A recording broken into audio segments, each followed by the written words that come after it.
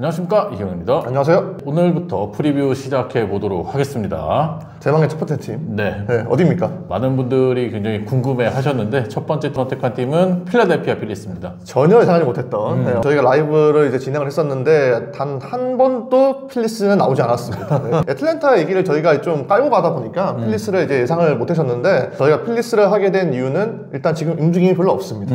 거의 끝난 것 같아가지고 일단 필라델피아를 첫 번째 팀으로 이제 선택을 했고요. 첫 번째 팀으로 저희가 또 말씀드릴 때 너무 좀 약팀을 선택을 하게 되면은 첫 번째 팀만이 받는 스포트라이트가 있는데 이게 좀 아깝다 이렇게 말씀드려가지고 이제 필리스를 선택을 했고 제 나름대로는 굉장히 좀 잘한 결정인 것 같습니다. 그러면은 2024 시즌부터 간략하게 짚어보고 갈게요. 2024 시즌에 95승 67패 내셔널리그 동부지구 1위를 차지했는데 2011년 이후 정말 오랜만에 동부지구 1위를 차지했고요. 하지만 2023년에 챔피언십에서 탈락한 거에 비해서는 내셔널리그 디비전 시리즈에서 뉴욕매츠에게 지면서 좀 일찍 탈락을 했습니다. 그렇죠. 투타 밸런스가 굉장히 좀 잘 맞는 팀이라고 볼 수가 있는데 기대하고 다르게 필리스가 계속해서 포스트 시즌 때는 점점점 내려오고 있습니다. 이제 그런 게 좀 아쉬움이 남았었고 스토브리그 주요 행보 한번 보시죠. FA 계약 먼저 살펴보겠습니다. 조던 로마노와 1년 850만 달러 계약을 맺었고요. 맥스 케플러와 1년 1000만 달러 그리고 조 로스와 1년 400만 달러 계약을 맺었고요. 마이너리그 주요 선수는 뭐 딱히 주목될 만한 선수는 보이지 않았고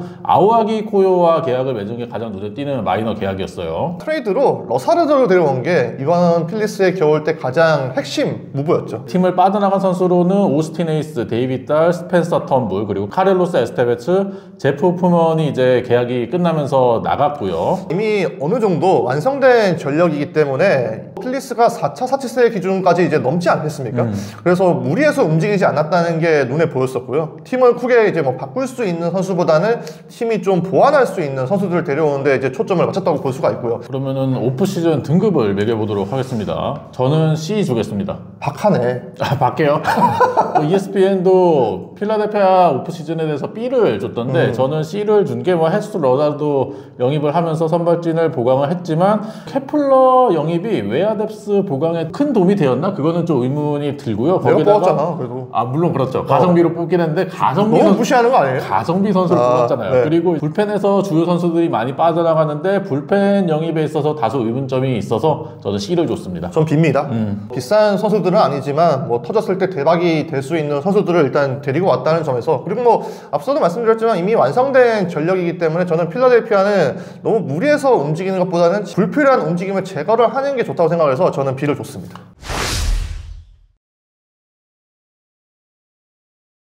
그러면은 예상 라인업 로테이션 소개를 시켜드리겠습니다. 라인업 카일 슈아버, 트레이 터너, 브라이스 하퍼, 닉 카스테야노스, 알렉 보, 맥스 케플러, JT 리얼무토, 브랜든 마시 그리고 브라이슨 스탓이 이루게 되겠고요. 네, 예상 선발진 말씀드리면 잭 윌러를 필두로 해서 크리스토퍼 산체스는 이제 자완이기 때문에 이 선발로 이제 내정이 되어 있습니다. 에런 놀라와 레인저 수아레스 그리고 러사더가 이제 선발진을 지키게 되고요. 네, 예상 불펜은 마무리로는 조던 로마노가 예상이 되고 있고요. 매스트람, 오라이언 커커링, 호세 루이스, 테너 뱅스, 조 로스 그리고 타이언 워커로 구성이 될 것으로 보입니다. 관전 포인트 설명을 좀 드리겠습니다. 저는 먼저 말씀드리면 끝자락입니다.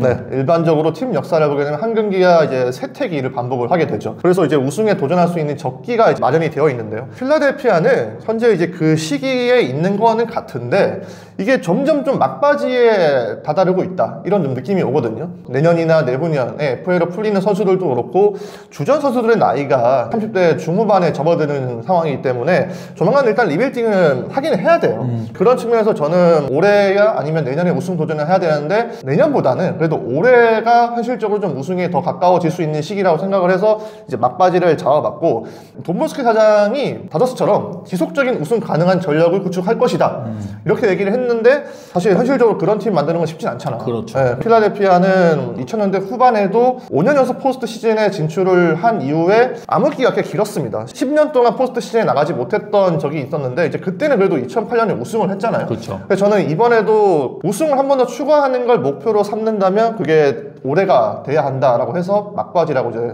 설명을 드렸습니다. 제 첫 번째 관전 포인트는 수성입니다. 수성에 이제 비슷하네. 두 가지 의미가 있는데요. 첫 번째는 내셔널리그 동부지구 1위 수성이에요. 애틀랜타는 일단은 뭐 깔고 가는 거 아닙니까? 아니죠. 깔고 가진 않죠. 2011년 이후에 오랜만에 지난 시즌 지구 우승을 했잖아요. 근데 올해도 역시나 경쟁자들이 만만치 않습니다. 아쿠냐 스트라이더가 복귀하는 애틀랜타도 있고 후안 소토를 영입하면서 전력을 더 보강한 뉴욕 매치도 그쵸. 강력한 후보잖아요. 이 두 팀을 넘어야지만이 내셔널리그 동부지구 우승을 넘어서 또 한 번 이제 월드 시리즈를 노려볼 수 있을 거다라는 생각이 들고요. 수성의 두 번째 의미는 한 경기 한 경기 그 승리에 대한 수성이거든요. 아, 그렇지. 중요하지. 네. 네. 이제 이번에 제프 호프먼과 칼로스 에스테베스가 빠져나가면서 불펜의 주축 선수들이 좀 많이 빠져나갔어요. 조던 로마노가 이제 합류를 하긴 했지만 로마노가 최근에 구속도 많이 떨어져 있고 작년에도 부상으로 힘들어하면서 성적이 좋지 않았잖아요. 근데 이 선수가 마무리를 본다는 거는 좀 불안 요소가 아직까지는 좀 있다라고 생각을 하고 그런 면에 있어서 이제 다른 불펜 투수들 오라이언 커커링이나 메스트람도 좀 제 역할을 더 해줘야 되지 않을까 싶어서 승리를 결국에는 지켜내는 거는 불펜진이 중요하다라고 생각을 해서 수성을 이제 적어봤습니다. 확실히 이게 첫 번째 프리뷰 팀이다 보니까 이 장면이 의욕이 가득 차 있네. 1타 2피를 해버리네. 네, 수성의 두 번째 의미까지 더해주면서 제가 앞으로 해야 될 설명까지 다 해버렸어요. 저는 두 번째는 뉴 판타스틱 4입니다. 잭 윌러와 놀란은 어느 팀과 견주어도 믿을 수 있는 원투펀치라고 할 수가 있고요. 여기에 이제 산체스가 지난해 이제 풀타임 첫 시즌을 보냈는데 정말 준수한 모습을 보여줬습니다. 땅볼 투수라는 점이 이제 좀 임팩트가 떨어지긴 해도 땅볼 투수에도 불구하고 내셔널리그에서 승리 기여도가 4위였어요. 피 없는 관리를 정말 기가 막히게 했던 부분도 굉장히 놀라웠었고 산체스가 이제 윌러와 놀라 사이에서 견주를 좀 줄 수 있는 투수기도 하고 피칭 스타일도 윌러와 놀라하고 다르다 보니까 저는 그 부분이 올해도 좀 큰 도움이 될 것이다 이렇게 보고 있거든요. 그리고 건강하면 또 브레이크아웃을 기대할 수가 있는 러사로도가 이제 가세를 하다 보니까 러사로도가 특정 리스크가 있다고 하더라도 정말 뭐 고점이 높기 때문에 이 선수만 잘 터져주면은 새로운 판타스틱 4를 좀 결상할 수 있지 않을까 싶어가지고 저는 뉴 판타스틱 4를 두 번째로 소개를 해드렸습니다. 저의 두 번째도 좀 비슷한 맥락인데 좌완 선발을 뽑았습니다. 아무래도 우아한 투수 둘이죠. 잭 윌러와 에런 놀라는 확실하게 검증된 투수죠. 잭 윌러는 뭐 사이영을 받을 수 있는 에이스급 투수고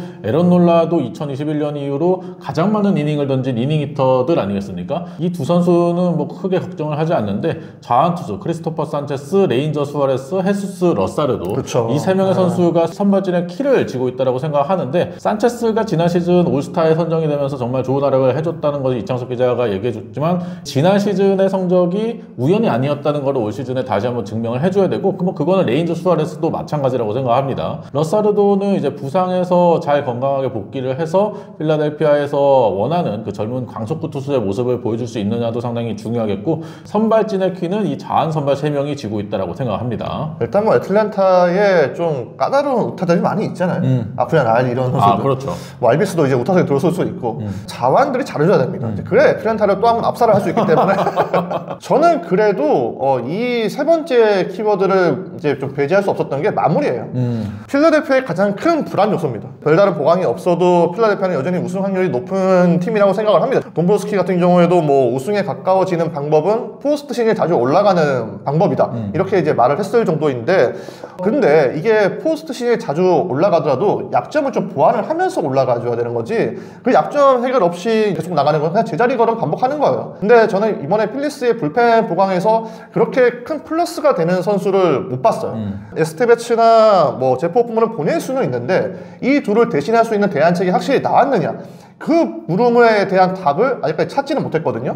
그래서 저는 그 대안책을 제대로 마련했는지가 중요할 텐데 로마노가 토론토 시절 마무리 레벨로 돌아올 수 있는 미지수예요. 이 선수는 작년에 포심 9위가 떨어졌는데 그게 뭐 구속이 문제가 아니고 포심의 헛스윙률이 32.3%에서 6.5%. 오, 많이 떨어졌네. 이거는 마무리가 아니라 경기 후반에 나오면 안 되는 수준이에요. 가장 믿는 투수가 이제 아무래도 커커링이잖아요.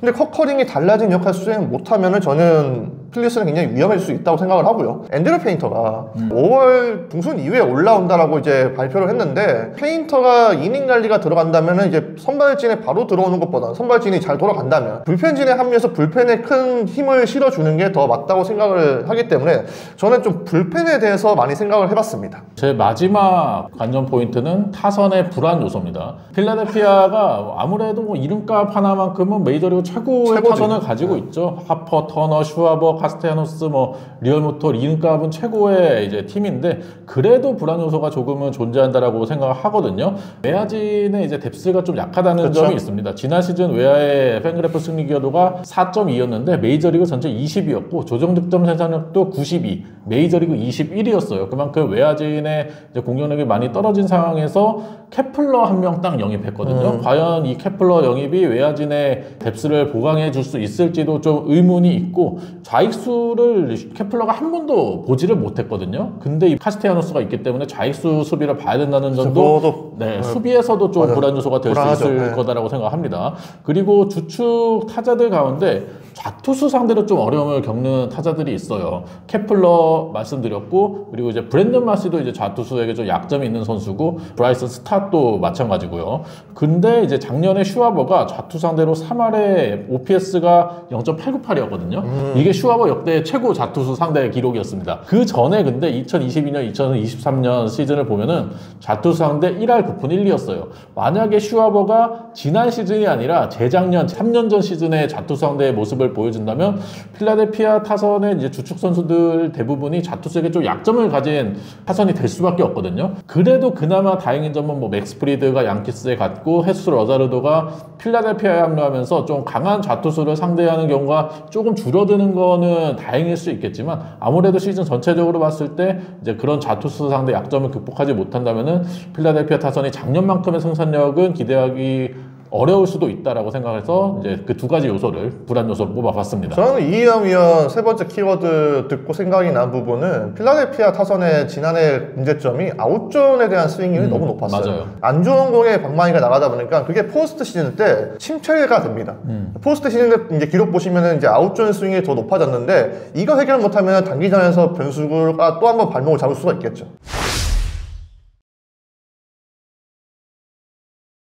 키플레이어 알아보도록 하겠습니다. 제 키플레이어는 애증의 선수죠. 트레이 터너입니다. 트레이 터너가 올 시즌에 필라델피아에서 연봉 3위거든요. 잭 윌러, 그리고 브라이스 하퍼, 그리고 트레이 터너인데 이 선수가 필라델피아 와가지고 세 번째 시즌인데 앞선 두 번째 시즌은 팬들이 기대했던 만큼의 모습을 보여주지는 못했어요. 물론 짧은 기간 동안에 좋은 성적을 거둔 적은 있지만 이 선수가 필라델피아에서 너무 기복이 심한 시즌을 보내고 있거든요. 그렇기 때문에 좀 더 안정적인 모습을 꾸준히 올 시즌에는 보여줄 필요가 있다고 생각을 하고요. 그리고 이제 카일 슈와버가 1번 타자로 나오지 않을 수도 있다는 얘기가 나오지 않았습니까? 그런 상황에서 뭐 트레이 터너도 1번 타선에 충분히 위치를 할 수 있는 선수이기 때문에 타선의 더마제 같은 그런 역할을 충분히 해줄 수 있는 선수라고 생각을 해서 이 선수가 반드시 올 시즌에 좋은 활약을 펼쳐줘야 된다고 생각을 합니다. 네, 동의합니다. 근데 저는 사실 트레이 터너 말씀을 듣고 지금 내가 필라델피아에서 트레이 터너의 어떤 하이라이트를 뭐가 이제 기억을 하고 있나 싶었는데 넷플릭스가 기억이 안 나요. 그 정도로 사실 트레이 터너의 필라델피아 커리어는 사실 좀 임팩트가 좀 떨어졌다. 그치. 좀 이렇게 생각이 되고 저는 키플레이어는 커커링입니다. 이제 세 번째 키워드와 맞물려서 이제 말씀을 드리는데 커커링의 역할 늘어나는 부분을 현지에서도 굉장히 비중 있게 다루고 있더라고요. 작년에 싱커를 공격적으로 던지면서 이제 투수로서의 완성도를 높였는데 커커링이 어쨌든 큰 무대에서 보여준 모습도 그렇고 승부사 기질은 분명히 있는 투수예요. 그래서 저는 이 선수가 마무리로는 좀 적합한 성격을 가지고 있다고 생각을 하는데 필리스가 좀 급하게 키운 부분은 있죠. 압박감이 센 상황에서 많이 기용을 했는데 어쨌든 본인은 그 본인의 역할이 커지는 거에 대해서 기대를 하고 있다 이렇게 말을 하더라고요. 단계별로 이 선수가 잘 성장을 해서 결국에 필리스의 차기 마무리 모습을 좀 보여줘야 불안 요소로 꼽았던 불펜 문제를 해결할 수 있지 않을까 원활하게. 그래서 저는 커커링을 키플레이어로 꼽았습니다.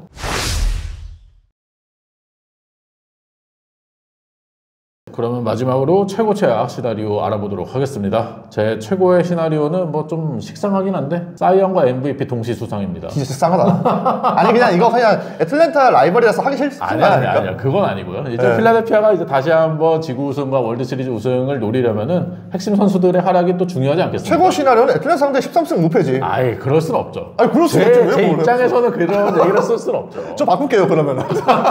저 최고 시나리오는 하퍼가 마침내 우승 반지 반지를 손에 넣는답니다. 하퍼가 워낙 무관의 제왕으로 잘 알려져 있는데 어쨌든 가을에 그렇게 잘하는데 지금 필라델피아가 우승 적기에 있을 때 이 반지를 손에 넣는 게 하퍼에게도 굉장히 좋지 않을까 싶어가지고 저는 최고의 시나리오로 이제 써봤고요. 저 최악의 시나리오 바로 소개를 해드리면은 킴브럴이라도 데려와라 그런 소리가 나온다. 예.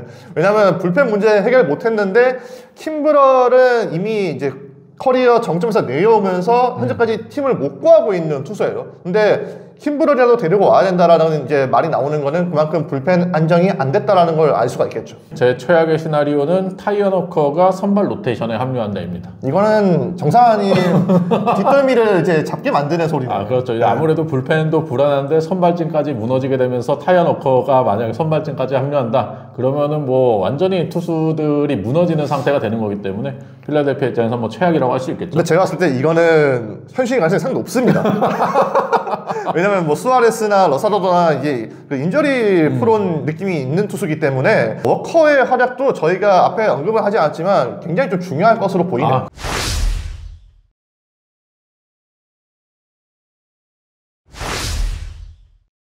안녕하십니까, 이형입니다. 안녕하세요. 오늘은 프리뷰 7번째 팀이죠. 마이애미 말린스 해보도록 하겠습니다. 자, 거의 다 왔습니다. 이제 아무나 팀들 거의 다 왔고 100패 트리오 중 한 팀인데 저희가 마지막으로 말린스를 하게 됐습니다. 지난 시즌 성적부터 알아보도록 하겠습니다. 2023 시즌에는 포스트 시즌에 진출했던 말린스였는데 지난 시즌에는 100패를 기록을 했어요. 62승 100패 기록하면서 동부지구 최하위를 기록을 했고 도깨비스러운 모습 보여준 게 전형적인 마이애미의 모습이었다고 볼 수 있겠습니다. 1년 만에 직전 시즌 보여준 저력이 사라졌죠. 부상자들이 투수 쪽에 너무 많았습니다. 알칸타라가 2023년 10월에 토미존 수술을 받으면서 아웃이 됐고 유리 페레스, 러사르도, 브렉스턴 게러, 에더드 카브레라 등 마운드가 부상 먹는 그 자체였습니다. 타선을 이끌어줄 베테랑 선수들도 그쵸. 딱히 보이지 않았고 젊은 선수들도 성장이 좀 더디다 보니까 성적이 많이 떨어졌는데 오프 시즌 얘기해 보도록 하겠습니다. 거의 계약이 없었어요. FA 주요 계약으로는 칼 칸트릴과 1년 계약을 했고 에릭 와거맨이라는 선수와 80만 달러 계약을 맺었습니다. 에인절스 출신이죠. 트레이드로 버거와 러사르도 불안을 보내면서 이세드리 바르가스나 스탈린 카본 같은 유망주들을 받아왔는데 당장 메이저리그에 도움을 줄 수 있는 유망주들은 잘 보이진 않았습니다. 그렇습니다. 룰5 드래프트로 포수인 리아믹스 데려왔고 웨이버 클레임을 통해서 코너 글라스피, 로니 엔리케스를 데려왔고요. 마이너 계약을 보면은 프레디 타노, 알버트 알모라 주니어, 라 브렌틀리, 젠슨 정크 이런 선수들을 계약을 했어요. 그렇죠. 그리고 이 트레이드 통해서 버거와 러사르도 비달 브루안 떠났고 에덤 올로도 KBO 리그로 왔습니다. 오프시즌 등급 매겨보도록 하겠습니다. 지난번 화이삭스에게 제가 B를 줬는데 이번엔 다시 제 이미지로 돌아왔어요 다시? 아 이게 한 번만에 돌아가네. F 좋습니다. 바로 FA 영입에 430만 달러밖에 쓰지를 않았고요. 트레이드를 통해서 유망주를 영입을 하긴 했지만 아직까지 올라오려면 시간이 많이 남은 선수들이고 탑 랭킹을 보더라도 트레이드를 통해서 유망주를 영입했음에도 불구하고 지난 시즌 27위에서 올 시즌 21위 크게 상승한 게 없기 때문에 저는 F를 줬습니다. 포시즌 한번 좀 정리를 해보면 감독과 이제 코치를 대거 교체를 했잖아요. 70명이 넘는 구단 직원들이 정리될 정도로 칼바람이 불었습니다. 맥칼라 감독 비롯해서 젊은 사단이 출범을 한 게 오프시즌의 가장 큰 특징이었었고요. 작년에 이어서 올해도 뭐 FA 시장이 조용했습니다. 작년에 유일한 영입이 팀 앤더슨 딱 한 명이었었는데 올해는 더 이제 돈을 쓰지 않은 날이었었고 판터리 같은 경우에는 팀의 경험을 불어넣을 수 있는 투수는 맞지만 전력상 크게 도움되는 투수인지는 장담하기 힘들거든요. 트레이드도 카바 제외했을 때는 유망주 순위에서 높은 순위 받은 유망주도 없었고 팀 상황을 감안해도 저는 D등급이 맞다고 생각해서 D를 매겼습니다.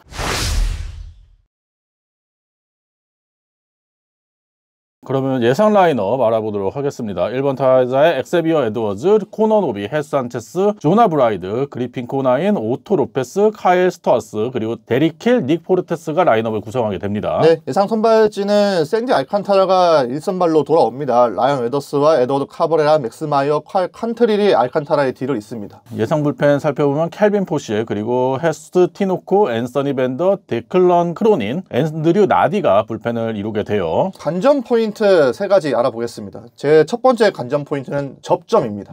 마이애미 예상 라인업에서 이제 소개를 했는데 다 20대 선수들이고 그렇죠. 산체스가 3년 118일로 서비스 타임이 가장 많은 선수예요. 그만큼 경험이 부족한 선수들이 대다수라서 코칭 스태프의 조력이 필수적이라고 보거든요. 그래서 코칭 스태프를 좀 유심히 봤습니다. 클레이튼 맥칼러 감독 다저스 일루 코치를 하다가 넘어오신 분이고 벤치 코칭 카슨 바이틀리 같은 경우에도 최근 CFL의 필드 코디네이터였습니다. 그리고 타격 코치는 페드로 게레로, 투수 코치는 이제 다니엘 모스코스가 새롭게 합류했잖아요. 보통 이제 벤치 코치는 이형이 형 아시겠지만은 이제 감독이 추천하는 경우가 많잖아요. 그렇죠. 네. 근데 맥칼라 감독이 아무래도 신인 감독이다 보니까 구단에서 약점된 인물이 왔더라고요. 그게 바이탈리 코치인데 다행히 이제 두 인물이 2010년대 중반에 다저스 선수 개발 부서에서 같이 있었습니다. 근데 흥미로운 게 그 당시에 이 두 사람의 수장이 게이브 케플러입니다. 맞아요. 근데 지금 또 마이애미에 있죠. 그렇죠. 당시 케플러가 선수 개발 부서장이었었고 지금은 마이애미 단장 보좌예요. 근데 이게 좀 웃기지 않아요?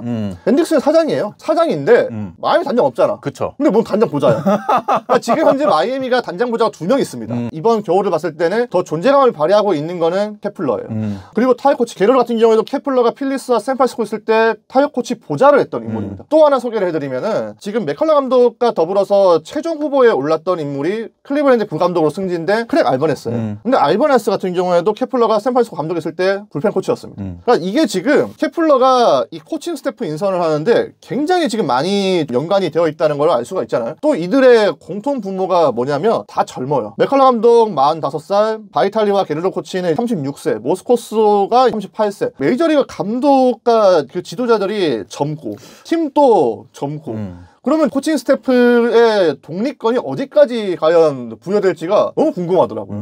그래서 저는 올해 마이애미 야구는 케플러가 뿌리내린 또 다른 야구일 수도 있겠다. 그런 사실을 알려드리고 싶어서 저는 첫 번째 관전 포인트로 소개를 해봤습니다. 원래 감독이 젊으면 수석 코치 같은 분들을 베테랑을 그러니까, 선임하는 경우가 많은데 그것도 아니다 보니까 좀 신기하기도 하고 피터 벤딕스도 프리드먼이랑 관련이 있고 있죠. 게이브 케플러, 클레이턴 맥컬러 모두 다 다저스랑 관련이 있다 보니까 스몰마켓의 다저스가 되려고 노력하는 게 아니냐라는 시선도 있더라고요. 맞습니다. 제 첫 번째 관전 포인트는 리더십입니다. 2년간 팀을 이끌었던 스킵 슈마커 감독이 팀을 떠났죠. 부임 첫 해부터 감독상을 수상하면서 리더십이 있다는 것을 보여줬는데 이번에 또 2년 만에 감독이 바뀌면서 클레이턴 맥컬러 감독 경험이 없는 분이 왔어요. 그래도 이분이 다저스에서 2015년부터 2020년까지 마이너 필드 코디네이터를 하면서 젊은 선수들 육성에 일가견이 있다라는 평가가 있거든요. 지금 마이애미는 상당히 젊은 로스터를 구성을 하고 있기 때문에 이 선수들의 성장에 도움을 줄 수 있는 감독이라고 생각하고 무키 베츠도 자기가 만난 최고의 코치다라는 얘기를 하면서 극찬을 했거든요. 무키 베츠의 칭찬이 과연 지도력으로 발휘될 수 있을지도 봐야 되겠고요. 그리고 또 하나의 의미는 투수진에는 샌디 알칸타라라는 리더가 있는데 타선에는 리더가 없습니다. 제이크 버거까지 나가면서 타선에는 메이저리그에서 두각을 나타내고 활약을 했다라고 얘기할 수 있는 선수들이 전혀 없거든요.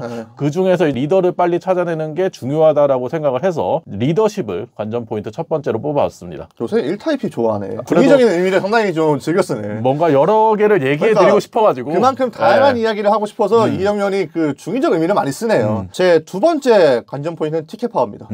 작년 시즌에 앞서서 브루스 셔먼 구단주가 이런 말을 했어요. 팀 연봉은 구단 수익에 따라서 달라질 수 있다. 그렇죠. 네, 구단 수익이라고 하면 뭐 중계권료도 있겠지만 관중 동원을 의미하잖아요. 근데 투자를 안 하는데 흥행이 될 리 만무하죠. 네, 작년에 경기당 평균 관중 수가 13,425명이 입장을 했는데 총 관중 100만 명을 겨우 넘겼습니다. 리그에서는 가장 적었고 전체를 따져도 애슬레틱스를 제외했을 때는 가장 적었거든요. 마이애미 헤럴드는 100패보다 더 심각한 소식이 이 관중 동원량이 떨어졌다는데 있다라고 이제 전했더라고요. 작년에 관중 동원이 제대로 안 됐기 때문에 올해는 예상한 것처럼 투자에 더 인색했습니다. 그러면서 티켓 파워 가진 선수가 안 보여요. 없죠. 네, 실력이 뛰어나다거나 아니면 인기가 있거나 그렇지 않으면 야구를 잘해야 관중들을 모을 수 있는데 지금 이 세 가지 요소를 충족하는 상황이 하나도 없어요. 즉 마이애미 팬들이 야구를 보러 가야 될 이유를 찾지 못하겠더라고요. 현재 마이애미가 단축 시즌을 제외하면은 2013년부터 11년 연속 관중 동원 꼴찌 리그 최하위를 지키고 있는데 2012년에 평균 27,000명이 들어오면서 당시 16팀 중 가운데 12위를 기록을 했거든요. 그때는 말린스 파크 개장 첫 해였어요. 그 뒤에는 계속해서 관중 동원에서 최하위에 위치를 하고 있다 보니까 프로 구단으로서의 명맥이 과연 언제까지 지속될 수 있을까가 의문이더라고요. 그런 측면에서 마이애미는 매우 위기라고 할 수가 있는데 올해 팬들의 관심을 끌만한 방법들을 고민을 해봐야 된다고 생각이 됐고 또 티켓 파워가 있는 선수들이 등장을 하면서 론디포 파크의 관중들을 모을 수 있을까라는 마음에 두 번째 관전 포인트로 선정을 해봤습니다. 제 두 번째 관전 포인트는 동네북 면할까입니다.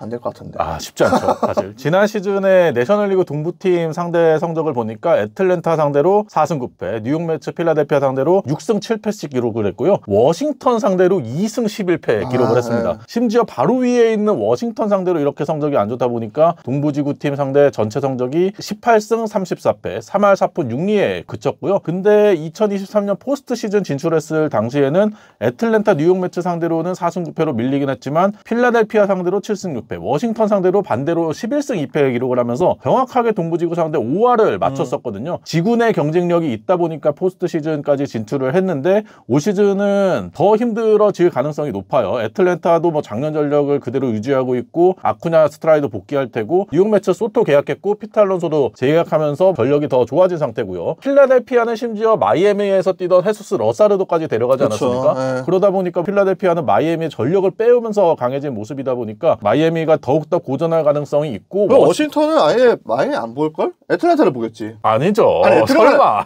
4등 팀은 3등 팀을 봐야지. 아 물론 사실 그렇긴 하죠. 그러니까 3등 팀을 왜 봐요? 그러니까 애틀랜타 1위 팀인데. 그러니까 애틀랜타를 봐야지 이제. 아 그건 아니고 이제 뭐 심지어 4위였던 워싱턴도 네스니얼 로우나 조시벨, 아베드 로사리오 영입을 하면서 보강을 많이 했기 때문에 이들과 마이애미의 전력 차가 더 벌어졌다고 할 수 있거든요. 그러한 상황에서 과연 지난 시즌에 기록했던 18승 34패보다 더 좋은 성적을 기록할 수 있을지도 의문이 들어서 동네북 신세를 면할 수 있을까가 관전 포인트 두 번째였습니다. 쉽지 않은 과제입니다. 근데 과연 이 NL 동부에서만이라도 뭔가 경쟁력을 보여줄 수 있을지가 제 두 번째 관전 포인트인 관중 동원과도 결부되어 있는 상황인 것 같아요. 저 세 번째 관전 포인트는 관리입니다. 이희영 위원이 이제 좋아하는 이중적 의미가 있는데요. 마이애미의 승부수는 마운드라고 생각을 해요. 작년에 100패를 당한 것도 투수 쪽에 부상자가 너무 많았기 때문에 그렇죠. 좀 어쩔 수가 없었던 부분이 있었고 100이닝을 넘긴 투수가 로저스밖에 없었잖아요. 로저스는 심지어 이적을 했고요. 올해도 젊은 선수들이 부상으로 빠지는 것을 방지를 해야 되는 상황입니다. 또 에이스 알칸타라가 복귀를 한다고 하더라도 알칸타라에게 당장 뭐 200이닝을 바라는 것도 지나친 욕심인 것 같고 알칸타라도 관리가 필요하고 이미 부상 전력이 있는 뭐 카브레라, 마이어, 웨더스 이런 젊은 투수들도 이제 관리를 해줘야 되고요. 작년에 선발들이 많이 빠지면서 불펜들의 부담이 많이 늘어났잖아요. 가장 많은 59경기에 등판했던 투수가 벤더와 나디인데 벤더는 직전 시즌만 하더라도 토미존 수술 때문에 한 경기도 못 던졌던 투수였었고 나디는 직전 시즌보다 이닝 수는 줄었는데 두 시즌 연속 많이 나오다 보니까 노출이 됐어요. 성적이 떨어졌죠. 불펜에서 귀중한 자원이기 때문에 나디도 관리가 필요한 시즌으로 이제 생각이 되고요. 마무리 포쉐이도 전년 대비 이닝 수가 많이 증가했습니다. 그러다 보니까 나올 때만 좀 내보내면서 관리를 해줘야 동책을 이어갈 수 있을 것으로 예상이 되고요. 그래서 여러모로 부상 관리, 체력 관리, 보직 관리가 중요한 시즌이라고 생각을 해서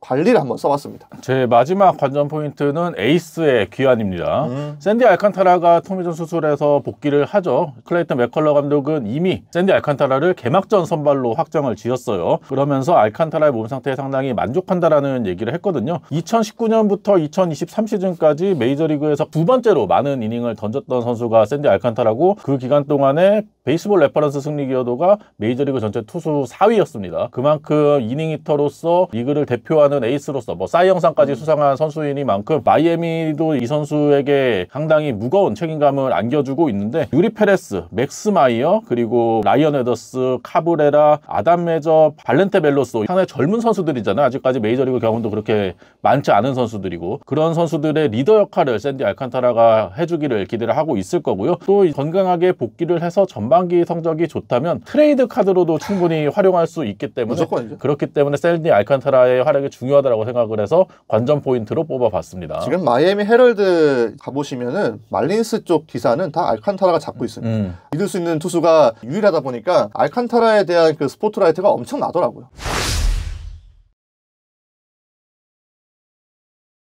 키플레이어 한번 알아보겠습니다. 제 키플레이어는 코너 노비입니다. 마운드는 저희가 뭐 관전 포인트 때도 소개를 했지만 그래도 그나마 좀 걱정이 덜한 부분이에요. 관리만 잘해주면 경쟁력이 너무 떨어지진 않을 거라고 보는데 아무래도 이제 타선이 마운드에 비해서는 굉장히 좀 시급한 문제죠. 득점력을 높여야 되는 선수는 노비라고 생각을 합니다. 산체스와 도나브라이드도 잘해줘야 되는데 노비가 타선에 파워를 제공을 해줘야 되고요. 작년에 볼티모어 6위 유망주였었고 트리플 A에서는 20개 넘는 홈런을 치면서 파워를 보인 적이 있습니다. 표본은 적지만 론디포 파크에서 작년에 18게임 1원 7타석에 들어와가지고 타율이 3할 3푼 8리, 홈런 6개, OPS가 1.066을 기록을 하면서 론디포 파크에서도 이 선수가 좋은 모습을 보여줄 수 있겠다라는 기대감이 들더라고요. 물론 앞서 말씀드렸듯이 표본이 너무 적은 게 흠이긴 한데 지금 마이애미는 좀 지푸라기라도 잡는 심정으로 이런 기록도 기대를 가져야 되는 상황이라 생각을 해서 코너 노비를 한번 선정을 해봤습니다. 제 키플레이어는 엑세비어 에드워즈입니다. 1번 타자로서 타선을 앞에서 진두지휘해야 되는 선수라고 생각을 하고요. 2023년에 데뷔해서 30경기, 그리고 지난 시즌에는 메이저리그에 6월에 다시 올라와서 70경기 뛰면서 3할 2푼 8리에 출루율도 3할 9푼 7리를 기록을 했어요. 도루도 31개를 기록을 했는데 6월 8일 이후에 메이저리그에서 도루 4위, 그리고 300타석 이상 선수들 가운데 타율 4위, 출루율 7위를 기록을 했거든요. 이 선수가 삼진도 잘 안 당하고 타석에서 이제 볼넷도 잘 얻어내면서 출루율을 높게 가져갈 수 있는 선수이기 때문에 1번 타자에 굉장히 어울리는 선수라고 생각하고요. 파워가 많이 부족한데 다른 쪽에서도 공격을 풀어가는 모습이 나와줘야 되잖아요. 그런 면에 있어서 에드워즈의 발이 마이애미의 타선에 큰 키가 되지 않을까 싶어서 키플레이어로 뽑아봤습니다. 마이애미 쪽에서는 좀 더 다재다능한 RS라고 하더라고요. 물론 RS만큼 성장을 해주면 베스트겠지만 그렇죠. 그 정도로 기대를 많이 걸고 있는 선수가 에드워즈예요.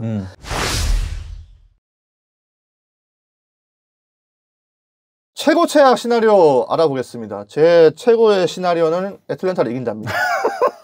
너무하네 정말. 농담이야. 농담이야.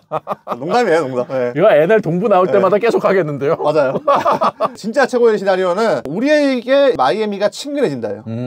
지금 이제 마이애미 정말 모르는 선수로 가득하잖아요. 근데 이제 이 선수들이 돌풍을 좀 일으키면서 저희가 시즌 중에도 선수들을 소개하는 영상을 찍는 게 마이애미에는 좋은 상황일 것 같고 또 하나 제가 일부러 말씀드리지 않았습니다. 고우석이 올라와야겠죠. 관전 포인트나 키플레이어로 고우석이나 심준석을 넣기에는 마이애미에 대해서 알고 싶어하는 분들 또 마이애미를 이제 응원하는 분들에게 예의가 좀 아닌 것 같아가지고 지금 현재 메이저리그 전력에 배제되어 있는 고우석이나 심준석 넣지는 않았어요. 그런데 고우석이 올해 충분히 좀 올라올 수가 있는 상황일 것 같고 그리고 고우석은 현재 마이애미 불펜에서 자리를 못 찾으면 다른 자리 없습니다. 맞아요. 네, 지금 여기서 자리를 잡으면서 메이저리그 데뷔 기회를 노려야 되는 거지 저는 메이저리그를 노릴 수 있는 마지막 기회라고 보기 때문에 고우석이 올라오면서 마이애미 중계가 잡힐 거기 때문에 그렇게 되면서 마이애미가 저희에게 좀 더 친숙한 팀이 되는 게 제 최고의 시나리오였습니다. 제 최고의 시나리오는 웨더스, 카브레라, 마이어, 동반 10승입니다. 물론 쉽지 않겠지만 그래도 마이애미가 타선보다는 투수진에 많이 기대를 하는 모습이고 그 중에서도 젊은 선수들의 성장이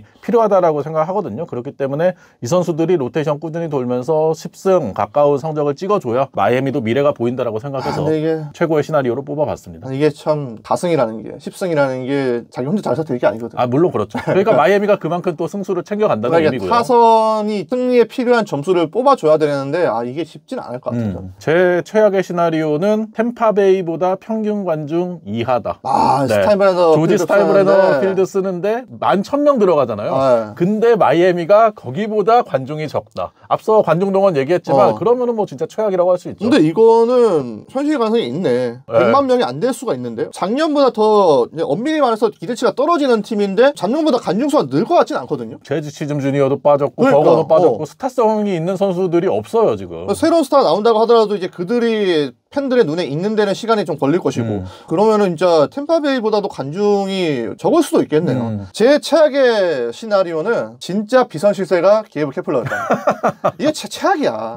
왜냐면 케플러는 성공을 거둬서 지금 마이애미 단장보다로 간 게 아니잖아요. 그렇죠. 네, 지금 거듭된 실패를 겪으면서 빠진 인물인데 언변이 후려하다고 해서 윗사람들이 좋아하는 거지 경기력에 긍정적인 영향을 미칠 것인가 이거는 저는 알지 못하겠거든요. 심지어 케플러는 충분하게 기회를 받았어요. 본인의 지도자 역량보다도 더 많은 기회를 받았음에도 불구하고 못 보여줬는데 결과로서 실패한 인물인데 계속 지금 경기력에 직접적으로 개입을 하려고 하면은 진짜 안 좋은 결과를 초래할 것이라고 봐서 최악의 시나리오로 써봤습니다.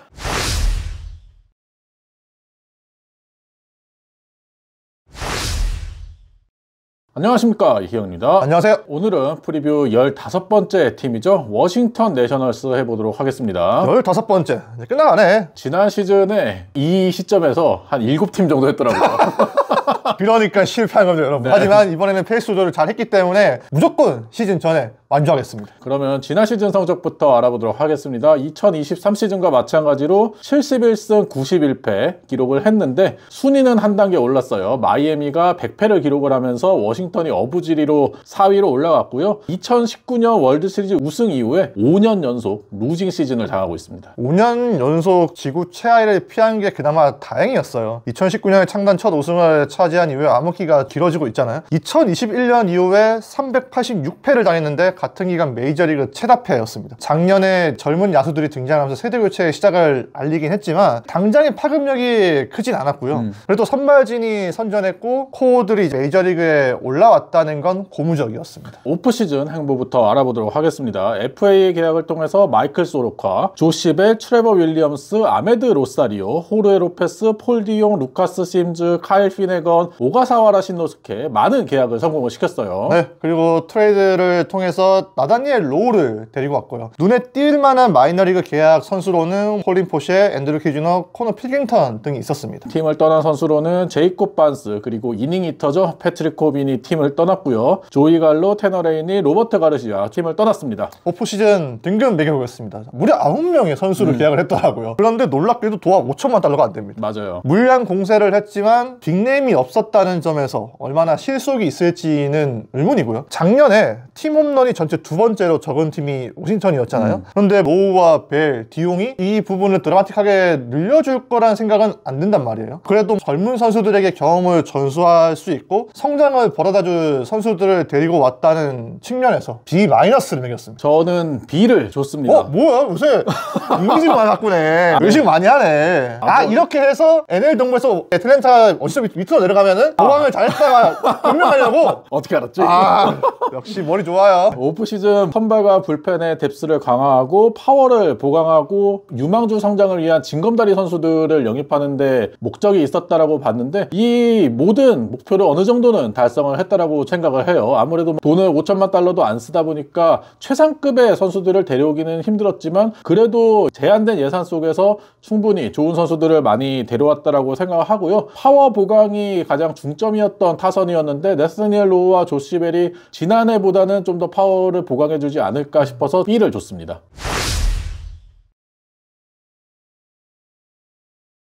예상 라인업 알아보도록 하겠습니다. 1번에 CJ 에브럼스, 딜런 크루스, 제임스 우드, 나타니엘 로우, 조시 벨, 루이스 가르시아, 케이버트 로이스, 폴 디용, 제이콥 영이 라인업을 구성하게 돼요. 예상 선발진은 작년에 경험을 쌓았던 투수들이 많이 올라왔습니다. 맥켄지 고우가 1선발을 맡을 것으로 보이고 제이크 어빈, 미첼 파커, 트레버 윌리엄스, 마이클 소로카가 그 뒤를 따르게 됩니다. 예상 불펜 알아보면 카일 피네건이 다시 마무리를 볼 것으로 보이고요. 호르헤 로페즈, 데릭 로우, 호세 페레르, 루카스 심즈가 불펜을 구성하겠습니다.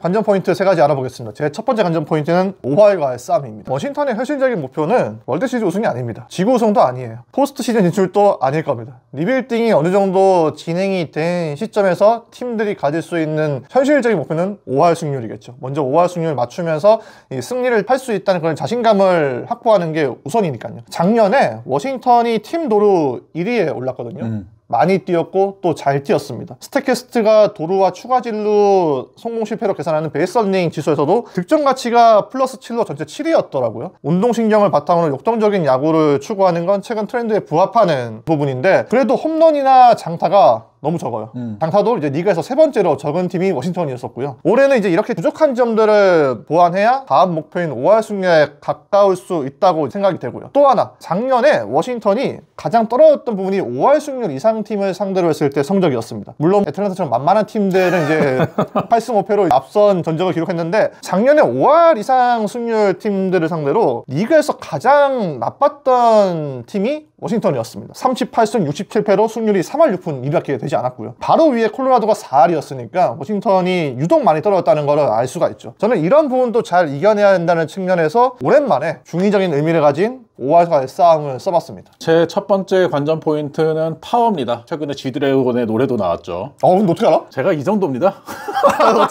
어떻게 아냐? 이 정도는 알지. 이상한데? 어색한데 오늘 좀 약간. 네. 2024 시즌에 홈런이 135개, 메이저리그 29위였고요.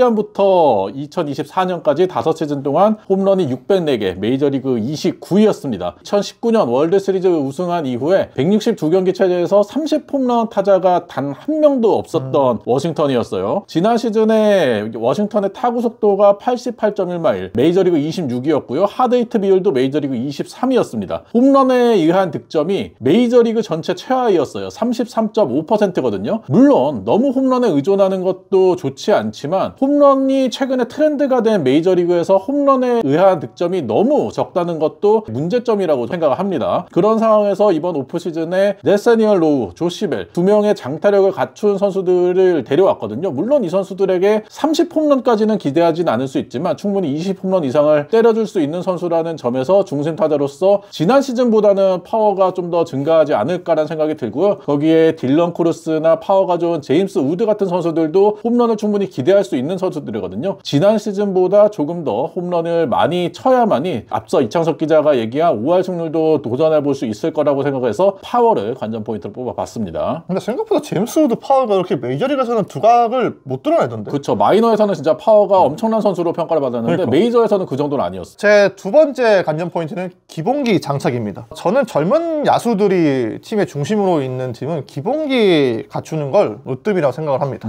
기본이라는 게 평생 야구를 해오면서 이 선수들이 야구의 최고 무대인 메이저리그까지 올라왔기 때문에 저는 기본기를 놓치는 거는 프로 선수로서의 덕목을 갖추지 못했다라고 보거든요. 그런데 작년에 워싱턴이 실책이 전체 세 번째로 많은 팀이었습니다. 109개였죠. 디펜시브 런세이브도 마이너스 21로 안 좋았고 OAA 역시 마이너스 23으로 낙제점이었거든요. 중견수 제이콥 영이 정말 뛰어난 수비 보여줬잖아요. 근데 영을 제외하고는 거의 대부분의 선수들이 수비가 별로 안 좋았습니다. 특히 내야 센터라인, 뭐 에이브람스는 말할 것도 없고 루이스 가르시아 2루 수비도 상당히 불안했죠. 내셔널리그 2루 중에 가장 실책이 많은 선수가 가르시아였습니다. 케이버트 루이스도 밀착마크에서 가르쳤는데 조금 나아지긴 했지만 여전히 리그 평균보다 떨어지는 수비를 갖춘 포수거든요. 그래서 이 수비가 반드시 달라져야 되고 여기에 루상의 주자가 있을 때 접근법이 좀 바뀌어야 될 것 같아요. 희생번트 시도가 리그에서 가장 많았는데 성공률이 44.8%로 리그 세 번째로 낮았습니다. 여기에 그라운드 병살타 비중도 11.7%로 리그 두 번째로 높았거든요.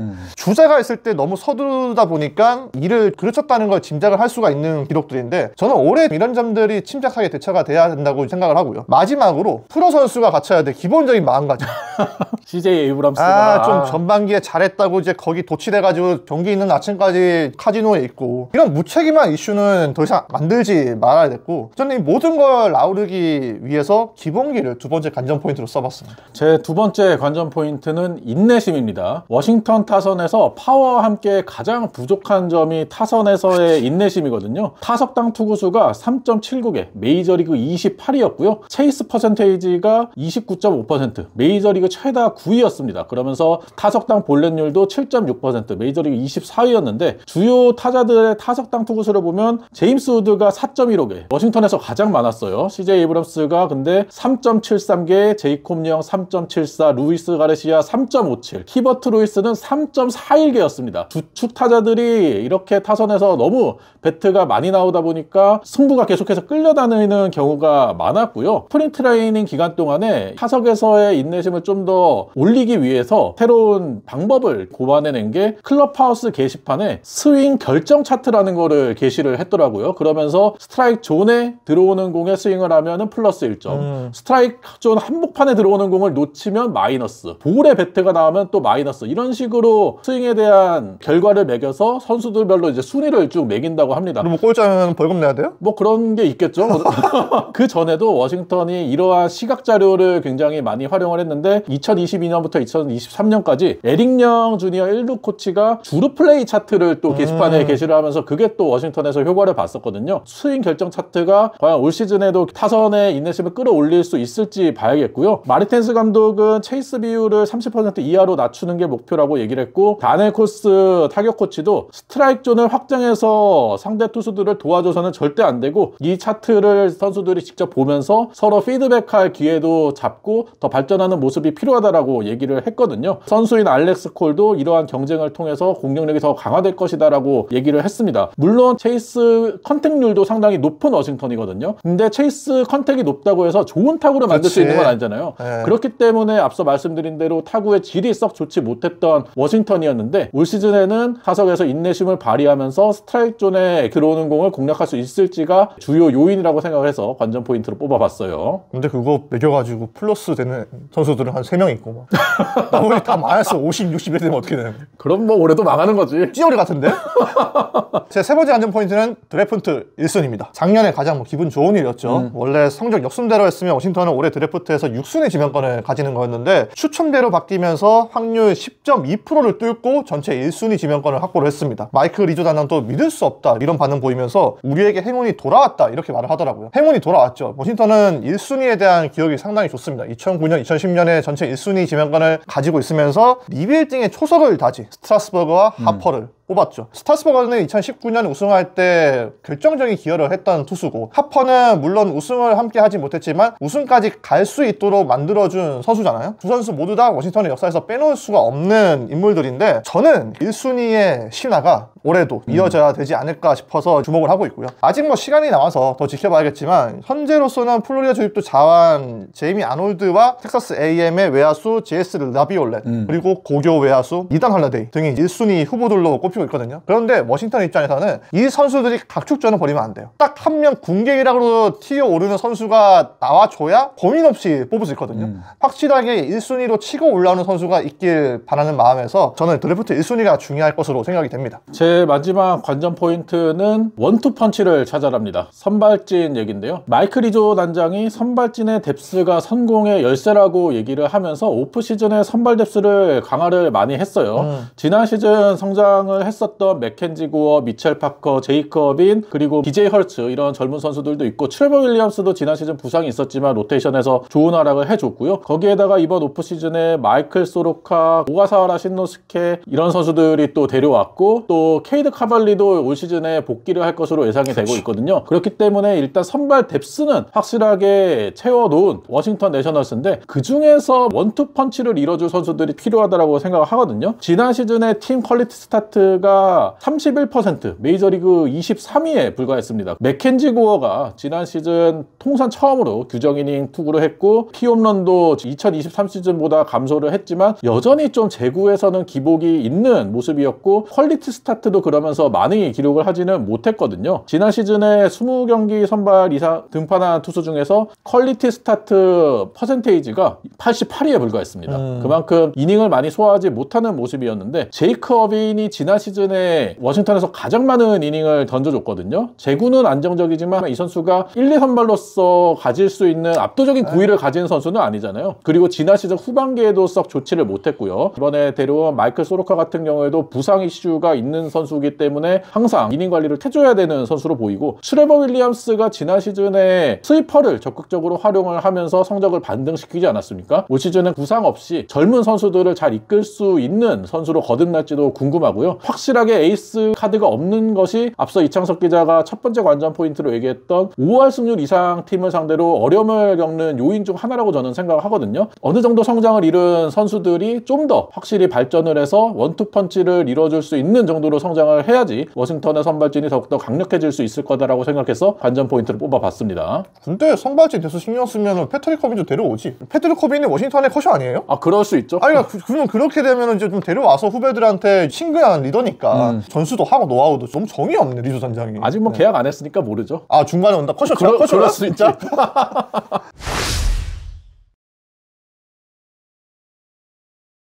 키플레이어 보겠습니다. 제 키플레이어는 딜런 크루스입니다.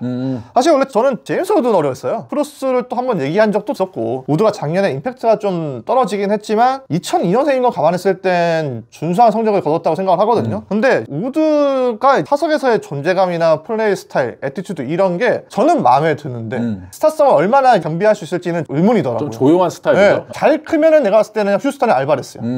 그런데 알바레스처럼 크는 건 쉽진 않잖아. 그렇죠. 그럼에도 불구하고 순수 재능을 봤을 땐 그래도 우드보다는 크루스가 위라고 생각해서 크루스를 뽑았고요. 작년에 크루스가 타율이 좀 떨어지긴 했지만 뭐 세부 지표에서는 더 괜찮은 모습을 보여줬습니다. 타구의 진로 계산되는 기대 타율도 2할 오픈 3리, 기대 장타율도 4할 1푼 8리로 더 좋았고 아웃존 스윙률이나 헛스윙률 이런 부분들이 메이저리그 평균보다는 더 괜찮았어요. 또 뭐 공격이나 수비, 주루에서도 모두 기여할 수 있는 선수고 좌타자들이 많은 상위 타선에서 딜런 크루스가 우타자로서 밸런스를 잡아줘야 되기 때문에 키플레이어로 이제 선정을 해봤습니다. 제 키플레이어도 타선에서 주목을 했는데요. 케이버트 루이스입니다. 케이버트 루이스가 지난 시즌에 역시나 성장을 하질 못했어요. 2할 2푼 9리에 홈런도 13개, 조정 득점 생산력이 고작 87에 불과했고요. 팬그래프 기준 승리 기여도가 마이너스 0.3이었습니다. 워싱턴에서의 통산 4시즌을 봐도 승리 기여도가 1.3에 불과하고요. 공격뿐 아니라 수비에서도 엉망진창이에요. 최근 2시즌에 도루 허용이 208개인데 메이저리그 최다고 패스트볼도 메이저리그 최다 2위였습니다. 2023 시즌 시작하기 전에 8년에 5천만 달러 워싱턴이 기대를 하면서 연장 계약을 안겨준 만큼 빠르게 좀 성장을 해줄 필요가 있는데 그러질 못하고 있고요. 루이스는 지난 시즌에 대해서 공수 모두에서 불만족스럽고 팀이 나에게 투자한 거에 대해서 책임감을 많이 느낀다라고 얘기를 했거든요. 데이브 마르티네즈 감독도 케이버트 루이스가 뭔가 계약에 대한 부담감을 많이 느끼는 것 같다라고 얘기를 했습니다. 지난 시즌에 루이스가 체이스 비율이 무려 38.2%였고요. 체이스 컨택률이 79.9%. 체이스 컨택률은 좋았지만 앞서 말씀드린 대로 이렇게 되면 타구의 질이 좋을 수가 없거든요. 타구의 속도가 85.3마일밖에 되지를 못했고 하드 히트도 25.6%밖에 되지를 못했어요. 시즌에는 투수들에게 좀 더 스트라이크를 강요하는 유인구를 참아내는 모습이 나와줘야지만 케이버트 루이스가 타선에서 좋은 모습을 보여줄 수 있을 거다라고 생각하고요. 지난 시즌을 앞두고는 팔꿈치 통증을 느끼면서 송구 훈련을 시즌 전에 제대로 못했다고 하거든요. 그러면서 도루 허용이 꽤 많았었는데 올 시즌에는 이미 롱토스 훈련하면서 몸 상태는 전혀 이상이 없다라고 하거든요. 공수 모두에서 케이버트 루이스가 성장을 해주면서 안방을 지켜줘야지 워싱턴 타선과 수비에서도 더 좋은 모습이 나와줄 수 있을 거라고 생각을 해서 키플레이어를 뽑아봤습니다. 포수의 시세를 감안했을 때 8년 5천만 달러는 사실 비싸다고 할 수는 없는데 현재까지 케이버트 루이스의 활약이나 성적은 비싸게 느껴져요.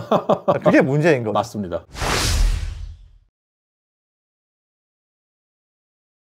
최고 최악 시나리오 알아보겠습니다. 제 최고의 시나리오는 200홈런 돌파입니다. 2019년 이후에 162경기 체제에서 200홈런 시즌이 단 한 차례도 없었거든요. 앞서 제가 관전 포인트로 파워도 얘기를 했지만 반드시 파워를 개선해야만이 올 시즌 공격에서 좀 더 나은 모습을 보여줄 수 있을 거라 생각해서 200홈런을 최고의 시나리오로 뽑아봤습니다. 제 최고의 시나리오는 가성비가 무엇인지 보여준답니다. 쓰는 돈은 5천만 달러가 안 되는데 활약은 1억 달러가 넘는 그런 활약을 보여준다는 의미겠죠. 제 최악의 시나리오는 71승 91패입니다. 아, 또? 네.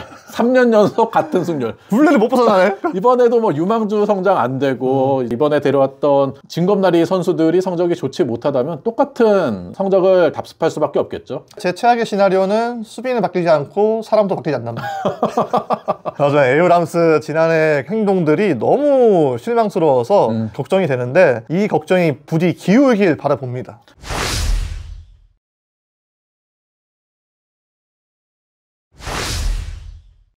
안녕하십니까, 이형입니다. 안녕하세요. 프리뷰 이제 3팀 남았습니다. 28번째 팀 알아보겠습니다. 뉴욕 매츠입니다. 도대체 28, 29, 30은 어떤 순서로 진행이 되는 건지 많이 궁금하셨는데 일단 뉴욕 매츠가 먼저 나오게 됐습니다. 매츠의 지난 시즌 성적부터 알아보도록 하겠습니다. 2023 시즌에는 5할 승률을 실패했던 매츠였는데 지난 시즌에는 플러스 14승 89승 거두면서 포스트 시즌에 진출을 했어요. 6월 3일까지는 메이저리그 25위에 그쳤던 매츠였는데 그 뒤에 성적이 메이저리그 전체 1위 기록하면서 엄청난 기세를 보여줬고요. 포스트 시즌에서 2015년 이후 오랜만에 내셔널리그 챔피언십까지 진출했지만 다저스에게 지면서 아쉽게 가을 야구를 마감하고 말았습니다. 시작은 미약했지만 끝이 창대했습니다. 5월에 9승 19패를 당할 때만 해도 전망이 밝지 않았지만 6월에 16승 8패로 팀을 빠르게 정비를 했습니다. 포스트 시즌에서도 미러키와 필리스를 꺾는 파란을 일으키면서 미라클 매치의 힘을 보여줬었고 말씀하신 것처럼 비록 다저스에게 패배를 하긴 했는데 호행 구단주에 투자 의욕을 불러일으키기에는 충분했던 시즌이었습니다. 오프시즌 주요 행보 알아보도록 하겠습니다. FA 계약은 역시나 후안 소토 15년 7억 6,500만 달러 역대 최고 계약을 안겨주면서 오프시즌의 주인공 중 한 팀이었고요. 나 봐도 적응이 안 돼요.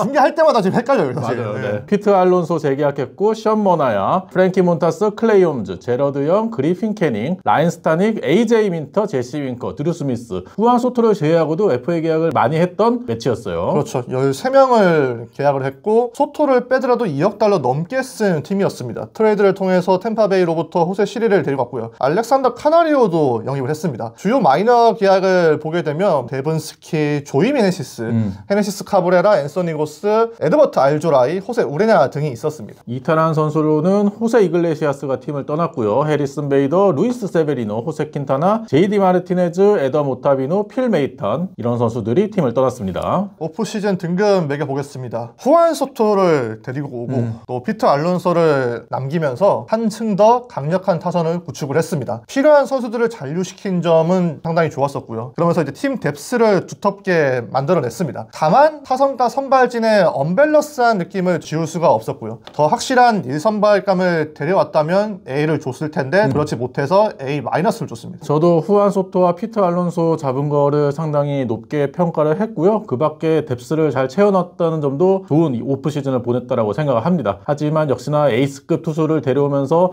밸런스를 좀 맞춰주지 못했다는 점에서 원래 에이스급 투수 데려왔으면 다저스와 함께 S를 주지 않을까 싶었는데 A 좋습니다.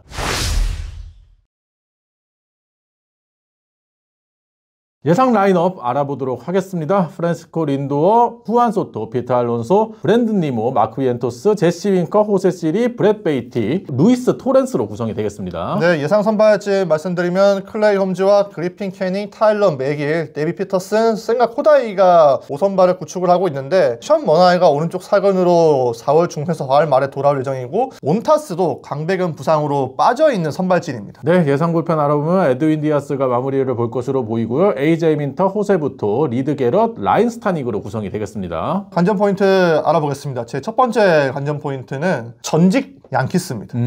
양키스 출신들이 잘해줘야 되는 시즌입니다. 작년에도 세베리노와 카를로스 멘도사 감독이 양키스에서 넘어왔지 않습니까? 세베리노는 양키스에서 커리어 위기에 놓였을 만큼 좋지 않았던 시즌이었었는데 작년에 매치에서 상당히 좋은 시즌을 보냈습니다. 전성기 시절의 압도감은 보여주진 못했지만 이닝을 가장 많이 책임지면서 1선발로서 역할을 또 잘해줬고요. 멘도사 감독도 초반에는 분명히 헤매는 모습이 있었습니다. 선수 장악에 문제가 있다는 지적이 있었는데 갈수록 성장하면서 기대에 부응하는 성과를 거뒀고요. 특히 본인의 잘못을 인정하는 모습들에서 선수들에게 많은 믿음을 얻지 않았을까 싶더라고요. 올해도 매치는 직전 시즌에서 양키스에서 뛰었던 선수들이 많이 넘어왔습니다. 대표적으로 소토와 홈즈죠.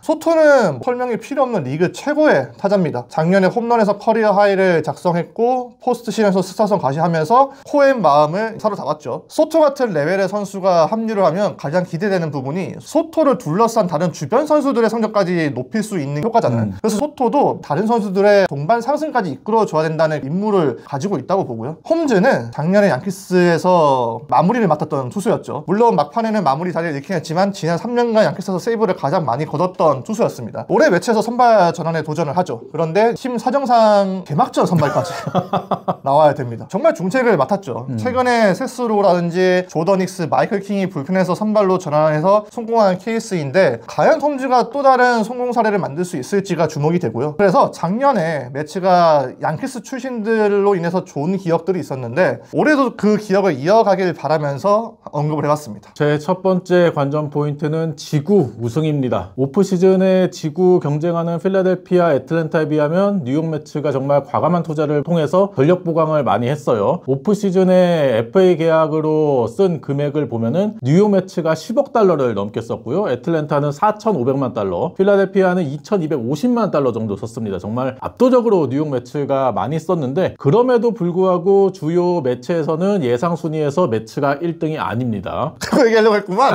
아니, 기다려봐요 좀. 팬그래프에서는 애틀랜타, 필라델피아, 뉴욕 매츠 순위고 패코다에서는 애틀랜타, 뉴욕 매츠, 필라델피아 순위거든요. 지구 우승을 위해서는 지구 우승 경쟁하는 애틀랜타, 필라델피아를 반드시 극복을 해야 되는데 매츠가 최근에 애틀랜타 필라델피아 상대로 성적이 썩 좋지를 못합니다. 애틀랜타 상대로는 지난 시즌에 6승 7패 루징 시즌을 포함해서 2018년 이후 7시즌 연속으로 루징 시즌 당하고 있고 그 기간 동안에 승률이 3할 9푼 3리밖에 되질 않아요. 필라델피아 상대로도 지난 시즌에 6승 7패로 루징 시즌 당했고 2023 시즌에도 6승 7패 루징 시즌이었습니다. 2019년 이후 6시즌 가운데 5시즌 필라델피아 상대로 루징 시즌을 당했거든요. 2024년에 타선은 그래도 필라델피아 애틀랜타 상대로 나쁘지 않았어요. 평균 4.5득점 기록을 했는데 투수진의 성적이 평균 자책점 4.84, FIP도 4.49로 투수진이 애틀랜타 필라델피아 타선에 대해서 경쟁력을 보여주지는 못했거든요. 근데 올 시즌도 후안 소토, 애틀랜타 필라델피아 상대로 통산 3할이 넘는 타율을 기록하고 있는 선수가 보강이 됐지만 투수진은 보강이 딱히 없고 심지어 머나야와 몬타스가 부상으로 빠져버렸잖아요. 그렇기 때문에 과연 이 선발진에서 애틀랜타 필라델피아와 경쟁을 할 수 있을까도 의문이 드는 상황에서 뉴욕 매츠가 애틀랜타 필라델피아를 꺾기 위해서는 후안 소토를 필두로 타선이 힘을 좀 내줘야 된다고 생각하고요. 뉴욕 매츠가 마지막 지구승이 2015년이었는데 그 당시 월드시리즈까지 갔거든요. 결국에는 월드시리즈까지 가려면 압도적으로 지구우승을 하면서 가는 게 중요하다고 생각을 하기 때문에 지구우승을 관전 포인트로 뽑아봤습니다. 2015년에 지구우승할 때도 선발진이 좋았는데.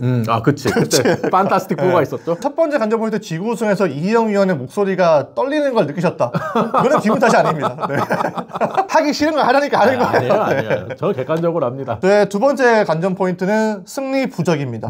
작년에 매치가 초반에 안 좋았잖아요. 5월까지 성적이 안 좋았었고 5월 말에는 호르헤 로페스가 관중석에 글러브를 던지는 모습도 있었습니다. 6월 초까지 5할 승률이 안 됐는데 바로 이 6월에 터닝 포인트가 생겼습니다. 이글레시아스의 OMG 공연과 맥도날드 마스코트 그리머스의 시구였었죠. 원래 이글레시아스가 마이너 계약으로 매치에 왔었죠. 6월 첫날에 올라와서 뛰어난 활약을 했고 6월 29일 휴스턴전에서는 경기 끝나고 난 다음에 특별 공연까지 합니다. 그러면서 OMG가 매치를 대표하는 노래로 거듭났어요. OMG 사인판으로 매치 타자들이 홈런을 쳤을 때 세리머니를 했었고 6월부터 메이저리그 최고 승률을 매치가 기록을 하거든요. 그리고 그리머스가 현지 시간 6월 12일에 시구한 뒤로 매치가 61승 36패를 기록을 합니다. 그러면서 그리머스가 승리 토템으로 거듭났었고 그리머스를 코스프레하는 관중물도 굉장히 많이 늘어났거든요. 6월 12일을 기념하기 위해서 시티필드 우측 관중석 6열 12번째 좌석을 그리머스 좌석으로 지정을 했더라고요. 긴 시즌을 보내려면은 좋은 분위기를 형성하는 게 정말 중요하잖아요. 물론 미신에 너무 빠져서 안 되겠지만 이렇게 팀에 좋은 기운을 안겨주는 상황들이 많아져야 된다고 생각을 하기 때문에 두 번째 관전 포인트로 소개를 해봤습니다. 제 두 번째 관전 포인트는 젊은 뉴요커입니다. 매츠가 후안 소토, 프란시스코 린도어, 피트 알론소 리그 정상급의 중심 타선을 보유하지 않았습니까? 이 선수들을 제외하고도 타선의 밸런스를 맞추기 위해서 젊은 선수들이 좀 더 성장을 해줘야 된다고 생각을 해요. 마크 비엔토스는 지난 시즌 확실하게 중심 타선의 자리를 잡았죠. 하지만 마크 비엔토스와 같이 데뷔를 했었던 브렛 베이티와 프란시스코 알바레스가 좀 더 타선에서 힘을 내줘야 된다고 생각을 하거든요. 베이티 같은 경우에는 2022년 데뷔를 해서 메이저리그 3시즌 동안 딱히 두각을 나타내는 활약을 해주지 못했어요. 지난 시즌에도 메이저리그에서 50경기밖에 뛰지를 못했고요. 메이저리그 올라와서 부상 때문에 더디게 성장을 하고 있습니다. 2022년에 손가락 부상이 있었고 2023 시즌에는 햄스트링, 내전근 부상, 2024 시즌에도 햄스트링, 손가락 골절을 당했었습니다. 이번 시범 경기에서 베이티가 정말 성적이 좋아요. 제프 맥닐이 부상을 당하면서 주전 2루수로 점 찍어져 있는 상황이거든요. 일부 스카우트들이 베이티가 많은 관중들 앞에서 소극적인 플레이를 많이 한다, 멘탈적으로 큰 경기들을 견디지 못한다라고 평가하는 스카우트들이 많았는데 그렇기 때문에 이번 시범 경기의 성적이 아무리 좋더라도 정규 시즌 들어갔을 때 시티필드나 다른 큰 구장들에서 관중들이 많은 그런 경기에서 얼마나 좋은 활약을 할지 지켜봐야 될 것으로 보이고요. 제 생각에는 베이티가 투리스트 파크에서 말로는 칠 것 같은데.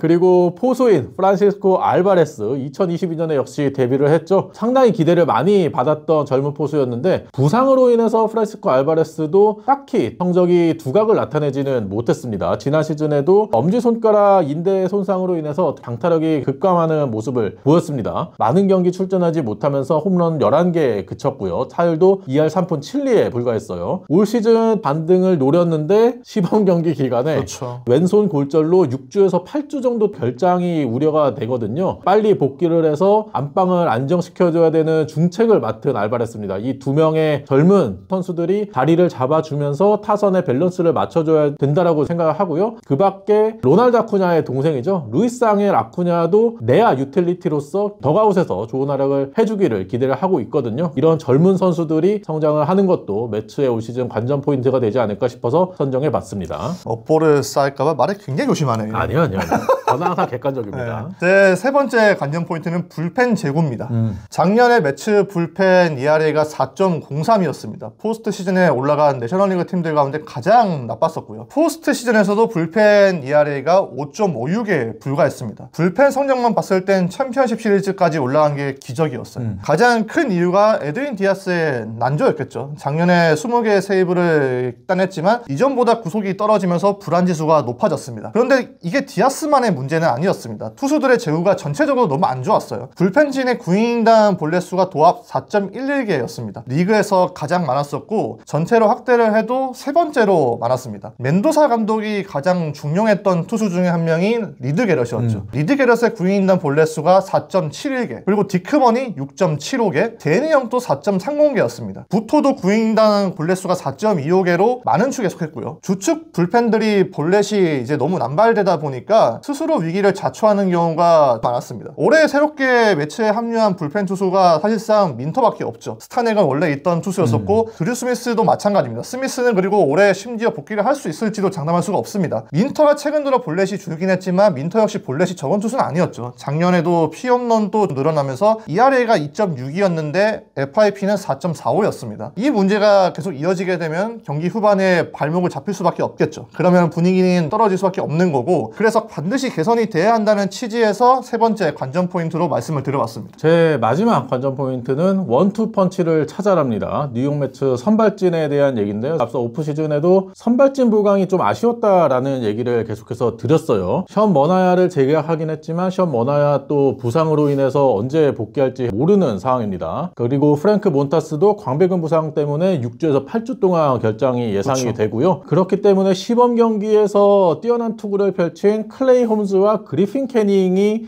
1, 2 선발로 예상이 되고 있습니다. 홈즈가 오프시즌에 킥 체인지업을 장착을 하면서 시범 경기에서 정말 압도적인 모습을 보여줬어요. 그리핀 캐닝도 커터를 다시 구사를 하기 시작을 했고 싱커도 섞어 던지면서 레파토리를 다양하게 하는 모습이었거든요. 그러면서 선발 로테이션에서 반등을 노리고 있는데 이 선수들 모두 불안 요소가 없는 선수들이 아닙니다. 클레이 홈즈 같은 경우에는 메이저리그 선발 등판이 4경기에 불과한 선수이고 그리핀 캐닝도 통산 평균 자책점이 4.78, 이 선발에 어울리는 통산 성적을 가진 선수들은 아니거든요. 이 선수들이 시범 경기 때 달라진 모습을 정규 시즌에도 꾸준히 보여주는 게 중요할 것이라고 생각을 하고요. 그리고 센가 코다이가 지난 시즌에 어깨 부상과 종아리 부상으로 인해서 정규 시즌 딱 한 경기밖에 뛰지를 못했거든요. 하지만 이번 시범 경기 기간에 이미 90마일 후반의 빠른 공을 보여줬고 몸 관리를 위해서 정말 최선을 다하고 있고 구단에서도 많은 도움을 주고 있다라고 얘기를 했습니다. 이번 시즌에는 텍사스 로테이션의 디그롬과 마찬가지로 관리가 좀 필요하다라고 생각해서 5선발로 시즌을 시작을 하거든요. 2023 시즌에 신인 시절 12승 7패 2.98 탈삼진 202개를 잡았던 모습을 다시 재현하면서 1, 2선발급 프론트라인 선발로 올라와 줘야지 매치의 선발 로테이션이 안정이 될 수 있다고 생각을 해요. 애틀랜타는 크리스 세일, 스트라이더, 필라델피아는 잭 윌러, 에런 놀라라는 확실한 원투 펀치를 가지고 있는 팀이잖아요. 그런 컨텐더 팀과 경쟁을 하려면 매츠도 원투 펀치를 확실하게 만들어내야 되거든요. 시즌 초반에 원투 펀치를 찾는 게 중요하다고 생각을 해서 관전 포인트로 뽑아봤습니다. 야구 이름값으로 하는 거 아닙니다.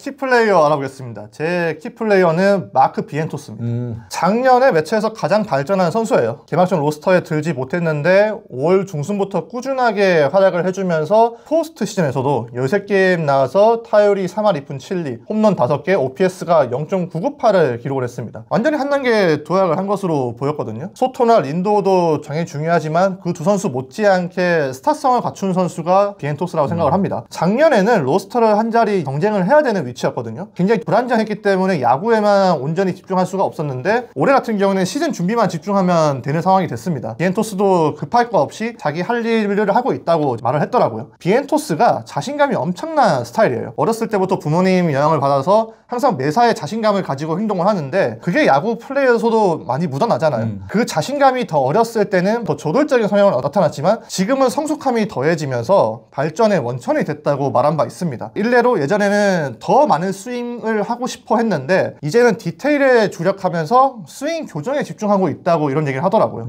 비엔토스의 아버지가 매치의 열성 팬입니다. 그리고 올해 7월 22일 시티필드에서 데빌 라이트의 영구 결번 행사가 치러지죠. 비엔토스와 매치의 접점들이 올해 많다고 볼 수가 있는데 그만큼 올해를 자기의 시즌을 만들 수 있을지 주목돼서 키플레이어로 뽑았습니다. 제 키플레이어는 후안 소토입니다. 후안 소토 얘기를 안 하고 갈 수는 없을 것 같아서 뽑아봤어요. 2024 시즌에 커리어 최고 시즌 보내면서 15년 7억 6,500만 달러 계약, 최대 계약으로 하면은 8억 달러가 넘는 계약을 따내면서 메이저리그 역대 최고 계약을 따낸 후안 소토 아니겠습니까? 그만큼 어깨가 무거워진 상황이에요. 후안 소토가 매츠를 선택한 이유를 들면서 스티븐 코엔 구단주가 매년 경쟁력 있는 팀을 만들겠다라고 약속을 했다고 했고 그리고 가족에 대한 배려를 많이 해줬다라고 얘기를 했거든요. 그러한 배려를 후안 소토가 실력으로 검증을 해야 되는 시즌이 됐고요. 매츠에 와서 좋아질 만한 요소들이 굉장히 많습니다. 매츠의 홈구장이 시티필드에서 통산 3할 3푼 3리에 홈런 12개, PS도 1.1이 넘는 후안 소토고요. 그리고 매츠를 제외하고 내셔널리그 동부팀들을 상대로 통산 3할 3리의 타율 55홈런에 조정 득점 생산력도 169를 기록을 하고 있어요. 앞서 지구 우승을 하려면 애틀랜타, 필라델피아 같은 지구 컨텐더 팀을 이겨내야 된다라고 말씀을 드렸는데 후안 소토가 그 적임자라고 할 수 있는 선수고요. 그리고 포스트 시즌에서도 통산 43경기에서 2할 8푼 1리 11개의 홈런, 지난 시즌에도 3할이 넘는 타율에 홈런도 4개를 기록하면서 가을 야구에서도 강력한 모습을 보여주는 후안 소토거든요. 매츠가 만약에 가을 야구에 올라가게 되면 지난 시즌보다 더 높게 올라가기 위해서는 후안 소토의 활약이 절실한 상황입니다. 시범 경기에서도 좋은 타격감을 보여주면서 멘도사 감독이 이렇게 빨리 적응할 줄 몰랐다. 타석에서 준비하는 방식이나 루틴 이런 거를 많은 선수들이 보고 배우고 있다라고 얘기를 했거든요. 이미 팀의 모범이 되는 선수가 되고 있는 후안 소토이기 때문에 그러한 모습을 정규 시즌 내내 보여줘야 된다라고 생각하고요. 연봉 생각하면 단순히 중심 타자가 아니라 MVP급 활약을 펼쳐야 되는 후안 소토거든요. 그렇기 때문에 매치에서 올 시즌 가장 중요한 선수다라고 생각해서 키플레이어로 뽑아봤습니다. 워싱턴 상대로 셔플하면 웃기겠네요.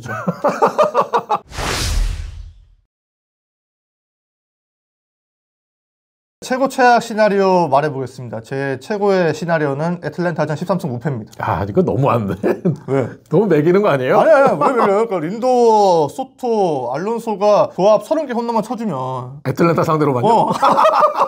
충분히 가능하지. 제 최고의 시나리오는 제가 가장 짜증나는 시나리오가 뭘까 생각을 해봤는데요. 올 시즌에 애틀랜타에서 올스타전이 열리거든요. 애틀랜타에서 열리는 올스타전의 주인공이 매츠, 알론소, 소토, 린도어, 비엔토스, 클레이 홈즈 이런 선수들이 전부 다 올스타에 선정이 되면서 올스타 로스터를 매츠가 독식하는 거죠. 그러면은 성적도 매츠가 잘 나온다라는 의미니까. 중계 들어가겠네. 아니, 그거 중계하고 싶지 않은데요?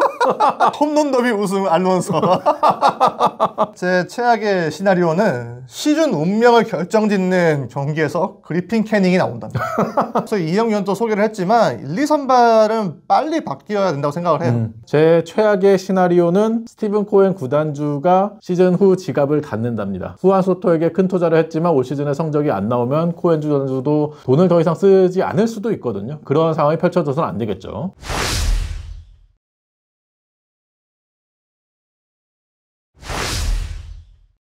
안녕하십니까, 이혜영입니다. 안녕하세요. 오늘 프리뷰 29번째 팀입니다. 대망의 애틀랜타 브레이브스 알아보도록 하겠습니다. 쉬어가는 시간입니다. 28번째 팀까지 숨가쁘게 달렸기 때문에 이번 29번째 프리뷰는 그냥 안 보셔도 됩니다.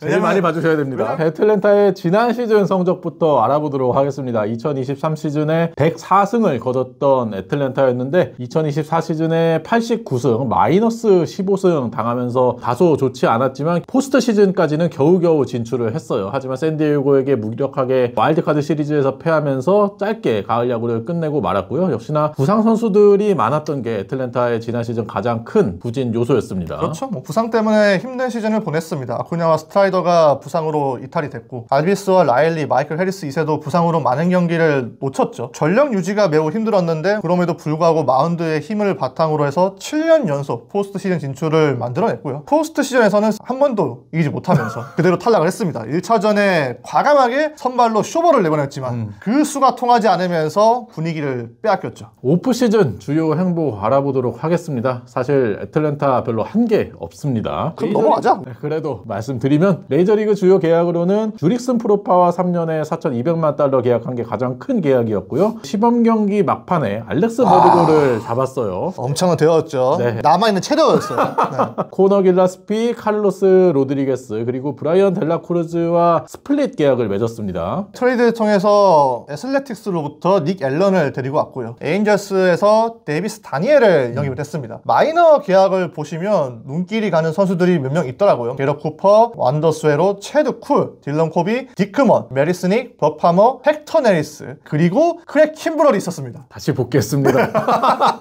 그리고 팀을 이탈한 선수로는 역시나 맥스 프리드와 찰리 모튼, AJ 민터가 가장 큰 이탈이었고요. 애덤 듀바, 호레 솔레어, 존 브레비아, 위트 메리필드, 지오 어셸라, 케반 비지오, 루크 잭슨, 트래비스 다노, 라몬 로리아노, 그리고 저희 녹화하는 날에 이안 앤더슨이 트레이드로 팀을 떠났습니다. 그렇죠. 오프시즌 등급을 매겨야 되는데 저는 이희영 위원의 의견을 먼저 들어보고 결정하려고. 왜냐면 저는 이번 애틀랜타 프리면은 제 목표는 가장 러닝타임을 짧게 찍는 겁니다. 저는 D 좋습니다. 와, 그래도 양심이 있네. 다행이다. 나는 혹시 형이 C였으면 C는 안 주지. 어떻게 진짜 때려칠랬어 사실은. 당연히 애틀랜타의 오프시즌 낙제점을 면하기 힘든 오프시즌이었다고 보고요. 미드인필더, 코너웨어, 선발, 불펜 전부 다 보강이 필요했다라고 보는데 물론 에이스급 투수까지는 아니더라도 뎁스를 보강하는 영입이 어느 정도 있어야 된다라고 생각을 했는데 그런 보강이 전혀 없었어요. 특히나 선발과 불펜 보강을 하지 않았고 그러면서 엔서폴로스 사장이 조 히메네스의 공백을 메울 수 있는 불펜 영입이 없었던 거는 아쉬웠다라고 자평을 하더라고요. 그리고 그랜트 홈스보다 좀 더 나은 선발진을 데려왔어야 되는데 그러지 못했다라는 점도 자책을 했습니다. 네이선 이볼디와 계약을 검토했지만 텍사스와 이볼디는 계약을 했고 제프 호프먼도 선발로 영입하려고 했지만 어깨 쪽에 문제가 애틀랜타 메디컬 테스트에선 발견이 되면서 선발로서 계약을 하진 않았어요. 그리고 타선에도 어느 정도 뎁스 보강이 필요했는데 주릭슨 프로파 정도만 계약이었고 개인적으로 김하성 선수를 데려오면서 아르시아를 대체하는 영입이 됐었어야 된다라고 생각했는데 그 점이 없었다는 게 너무 아쉬웠고요. 아무리 기존 전력이 좋더라도 오프시즌에 너무 넉넉고 가만히 보낸 것 같다라고 생각을 해서 D를 줬습니다. 저도 C입니다. 사실 김하성 선수만 데려갔었어도 좀 더 높은 등급을 매겼을 텐데 한 게 너무 없었어요. 이영 위원의 말처럼 기존 전력이 좋은 건 사실이지만 뉴욕 매치가 굉장히 분주하게 움직이고 있는 반면에 애틀랜타는 노렸던 선수들도 놓치는 경우였거든요. 트레이드를 통해서도 딱히 눈에 띄는 선수를 데리고 오지 못했는데 결정적으로 킴브럴을 데리고 왔습니다. 킴브럴이 웬 말입니까? 지금 조이 메네스가 무릎 때문에 시즌 중반까지 나오지 못하는 그런 상황에서 킴브럴을 데리고 왔다는 자체가 또 한 번 과거에 얽매여 있구나 이런 생각이 들어서 C를 줬습니다.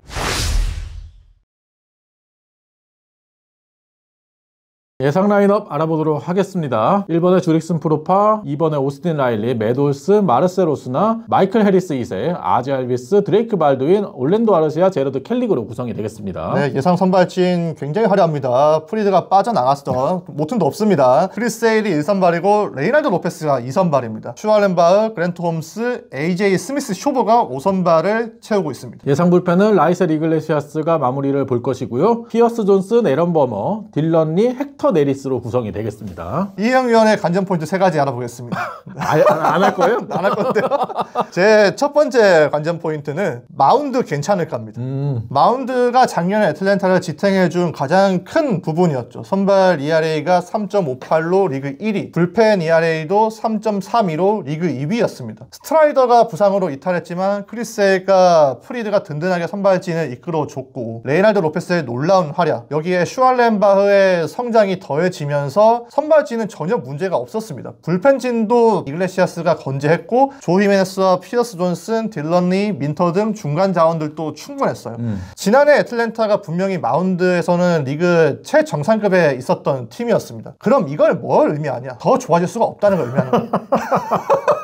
세일이 지난해 사이영상을 수상하지 않았습니까? 177.2이닝을 던졌습니다. 그런데 그 여파로 결국 포스트 시즌 못 나왔어요. 세일이 2년 연속 규정 이닝을 채운 게 2016-17년이 마지막이더라고요. 곧 36세가 되는 투수기 때문에 당연히 관리가 필요합니다. 그리고 레이날드 로페스, 132이닝 던진 투수들 가운데 ERA 2위였습니다. 폴 스캔스가 1.96으로 1위였었고 로페스가 2위였습니다. 그런데 FIP는 조금 올라갑니다. 2.92로 올라가고, 타구의 질로 계산되는 기대 평균 자책점도 3.94로 많이 올라갑니다. 역시나 작년에 부상이 있었잖아요. 규정 이닝 채우지 못했는데 올해 목표를 30경기에서 35게임 선발 등판, 그리고 200인이라고 말했더라고요. 맞아요. 엄청난 포부였습니다. 허세가 좀 있는 스타일이었어요.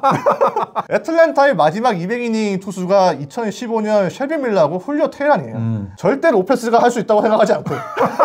여기에 팔꿈치 부상에서 돌아오는 스트라이더, 슈알렌바도 그렇고 홈스도 그렇고 스미스 셔버도 모두 다 물음표에 가까운 선수들이에요. 불펜도 민터가 빠졌고, 조 히메네스 앞서 말씀드린 것처럼 맨 무릎 수술로 인해서 올해 장담 못합니다. 이런 와중에 이글레시아스가 만약에 FA를 앞두고 무리를 하게 되고, 그러면은 생각을 해둬야 되는 시나리오가 마무리 킴브럴과 셋업 네리스예요. 생각하기 싫은데요. 킴브럴이 9회에 나오고 헥터 네리스가 8회에 나오는 불펜, 이런 측면에서 마운드가 과연 괜찮을지 싶어서 첫 번째 관전 포인트로 얘기를 해봤습니다. 관전 포인트예요? 최악의 시나리오? 아니에요. 내가 좀 억울한 게, 많은 분들이 나를 애틀랜타가 얼마나 놀릴지 기대하고 계시는 거야. 난 그런 사람이 아닌데. 저는 애틀랜타 진심으로 걱정하거든요. 그래서 마운드 괜찮아요. 아주 객관적인 관전 포인트 잘 봤고요. 네. 제 첫 번째 관전 포인트는 웰컴 백입니다. 부상 선수들의 그렇죠. 복귀 얘기죠. 지난 시즌 투타의 핵심 선수들이 부상으로 인해서 장기 결장을 했습니다. 로날드 아쿠냐 주니어가 2023 시즌 40-70 기록을 하면서 MVP를 수상을 했는데, 지난 시즌 5월에 좌측 무릎 십자인대 파열이 되면서 49경기 출장에 그쳤어요. 이번에 복귀를 준비하고 있는데, 훈련장에서 아쿠냐 타격을 본 에디 페레스 코치가 예전보다 더 강한 타구를 만들고 있다면서 아주 만족해하는 반응이었고요. 마이클 해리스 2세도 타격 연습 때나 라이브 배팅 때 본 타격이 정말 대단했다, 빨리 복귀했으면 좋겠다라는 얘기를 했어요. 스니크 감독은 완벽한 상태에서 아쿠냐를 복귀를 시키겠다라고 얘기를 했거든요. 그러면서 현재 기대되고 있는 예상 복귀 일정은 5월 3일 LA 다저스와의 시리즈에 복귀를 할 것으로 예상이 되고 있습니다. 아쿠냐도 무릎 상태도 꽤 괜찮은 것 같더라고요. 주루 플레이에 있어서도 에디 페레스가 팀에서 가장 빠른 스피드를 보여주고 있다라고 얘기를 했거든요. 하지만 그렇다고 하더라도 복귀했을 때 절대 주루 플레이에서 무리해서는 안 된다라고 생각하고요. 스트라이더 같은 경우도 2023 시즌에 20승 그리고 탈삼진 무려 281개 잡아내면서 그렇죠. 다승왕, 탈삼진 왕을 차지를 했었는데, 지난 시즌 2경기 만에 팔꿈치 수술 받으면서 시즌 아웃이 됐습니다. 이번에 시범 경기에서 복귀를 했는데 첫 등판에서 2와 3분의 2이닝 동안 퍼펙트 기록을 했고 27구 던지면서 스트라이크가 무려 23개였습니다. 아주 공격적인 투구가 돋보였고요. 최고 구속도 98마일까지 나왔거든요. 현재 몸 상태는 아주 좋은데, 물론 개막전 로스터도 합류할 수 있다라고 본인은 자신을 하고 있지만, 굳이 무리하면서 개막전 로스터에 포함시키기보다는 착실하게 몸을 만들면서 4월 말 복귀를 예상을 하고 있습니다. 원래 스트라이더가 매 경기마다 끝나고 노트를 작성을 하는데 올 시즌부터는 경기 전후의 멘탈 상태에 대해서도 꼼꼼히 적으면서 분석을 할 거다라고 얘기를 해요. 크리스 세일이 얘기하기로 부상을 겪으면서 부상을 탓하거나 우울해하지 않았고 매일 묵묵히 더 나은 선수가 되고자 노력을 많이 했다라고 얘기를 했거든요. 그렇기 때문에 크리스 세일과 함께 원투펀치를 빠르게 밀어주기를 모습을 기대를 하고 있고요. 오프 시즌에 특별한 영입이 없었기 때문에 이 두 명의 선수가 건강하게 복귀를 해서 나머지 시즌 건강하게 뛰어줘야만이 애틀랜타가 풀 전력을 유지할 수 있을 거다라고 생각하고요. 그리고 지난 시즌 부상으로 힘들어했던 라일리, 알비스, 마이클 해리스 2세 이런 선수들도 올 시즌에는 건강한 시즌을 보내야만이 지구 우승 경쟁을 할 수 있을 거라고 생각해서 관전 포인트로 뽑아봤습니다. 사실 아쿠냐 스타이더가 건강하게 돌아오면 굳이 외부 영입할 필요는 없지. 비싼 돈 주고. 그러니까 이 두 선수만 오게 되면 현실적으로 다저스를 가장 견제할 수 있는 팀은 맞긴 하죠. 인정합니다. 네, 제 두 번째 관전 포인트는 타선은 괜찮을까? 애틀랜타가 2년 전 104승을 거둘 때만 하더라도 엄청난 타선을 자랑을 했습니다. 당시 947득점이었는데 2010년대 이후 최고 기록이었어요. 도정 득점 생산력도 125로 1927년 양키스와 같은 수준이었잖아요. 근데 작년에는 고꾸라집니다. 아쿠냐를 비롯해서 크고 작은 부상을 당한 선수들이 너무 많았어요. 애틀랜타에서 이희영 위원이 가장 싫어하는 선수가 오수나인데 오수나가 없었으면 큰일 날 뻔했습니다. 지난해 미운 올에서 100조로 거듭난 선수였었고요. 매돌스턴이나 라일리 또 팬그래프 승리기호 도합 마이너스 0.1에 빛나는 우리의 자익수들까지 전체적으로 타선이 다 다운그레이드가 된 상태였어요. 올해 아쿠냐가 돌아오죠. 40개의 홈런과 70개의 도루 대신에 40개의 홈런과 30개의 도루로 하겠다 말을 했더라고요. 2019년에 아쿠냐가 41홈런과 37개의 도루를 한 적이 있는데 이때로 돌아가겠다는 의미잖아요. 그런데 운동 능력 저하가 분명히 걱정되는 건 사실이고 아쿠냐에게 가장 중요한 건 다치지 않는 거잖아요. 특정 목표를 달성하기 위해서 무리하지 않는 게 더 중요하다고 생각을 하고요. 또 하나 작년에 애틀랜타 타선의 특징 중에 하나가 득점권에서 너무 공격적이었다는 겁니다. 득점권에서의 팀 삼진율이 전체 4번째로 높았었고 반면에 팀 볼넷률은 전체 4번째로 낮았습니다. 이 성향이 어느 팀과 비슷하냐? 지난해 롯데 자이언츠입니다.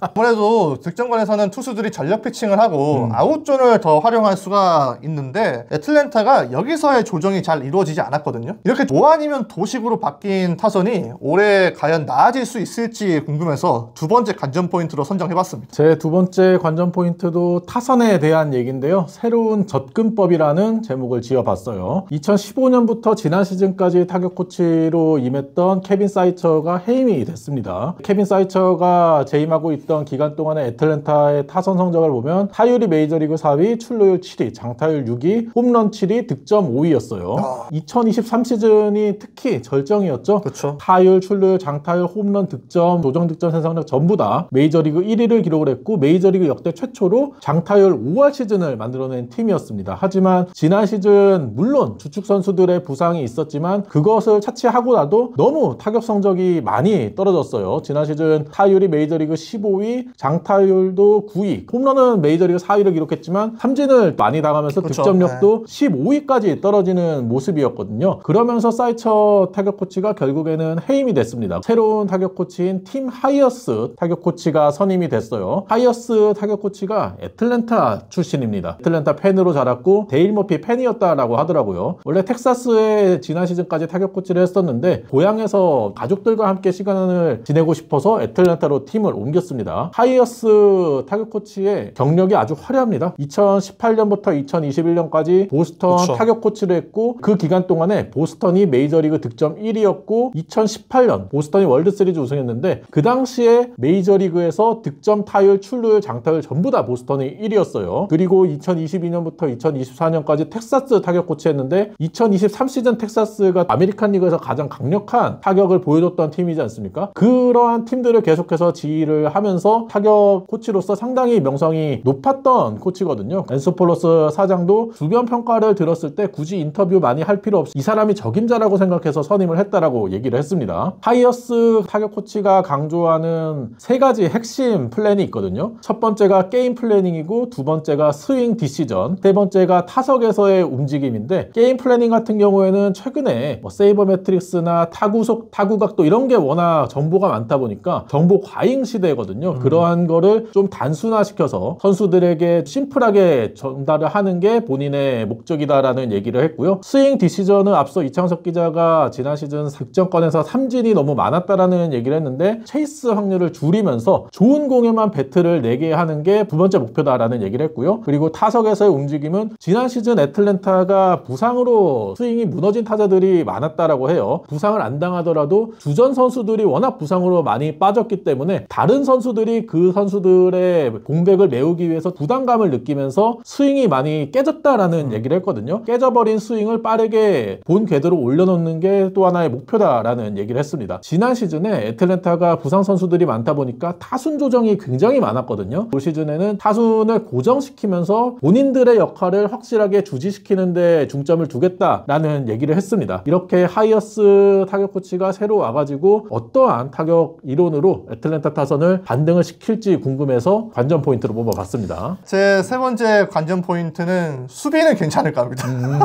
괜찮을까 시리즈구나. 이번 시즌 가장 큰 차이는 프로파의 합류입니다. 출루 능력이 있는 프로파가 가세하면서 타선은 힘이 들어갈 것으로 보이거든요. 애틀랜타는 한 방에 있는 타자들이 많이 있다 보니까 판을 잘 깔아주는 게 중요한데 프로파는 이 부분에 있어서는 탁월한 능력을 가지고 있는 타자입니다. 다만 프로파의 약점은 수비죠. 자익수 통산 DRS가 -9, OAA도 -24입니다. 지난 2년간 수비 지표는 더 처참합니다. DRS가 -19, OAA도 -19입니다. 여기에 아쿠냐도 위수 수비가 안정적이지 않고 심지어 올해는 위험한 수비를 자중해야 되는 상황이잖아요. 그러면 중견수 해리스의 부담이 더 커질 수밖에 없습니다. 또 그만큼 수비 영역이 넓어지면 위험한 수비에서의 노출이 높아진다는 것을 의미를 하겠죠. 부상을 조심해야 되는 팀이기 때문에 이 부분은 반드시 피해야 된다고 보고요. 내야도 메돌슨의 수비는 인정합니다. 수비형 일루수답게 수비 하나는 기가 막히게 잘하는 선수죠. 그런데 라일리는 DRS가 플러스지만 OAA는 마이너스고 유격수 아르시아도 최근 DRS 수치가 마이너스입니다.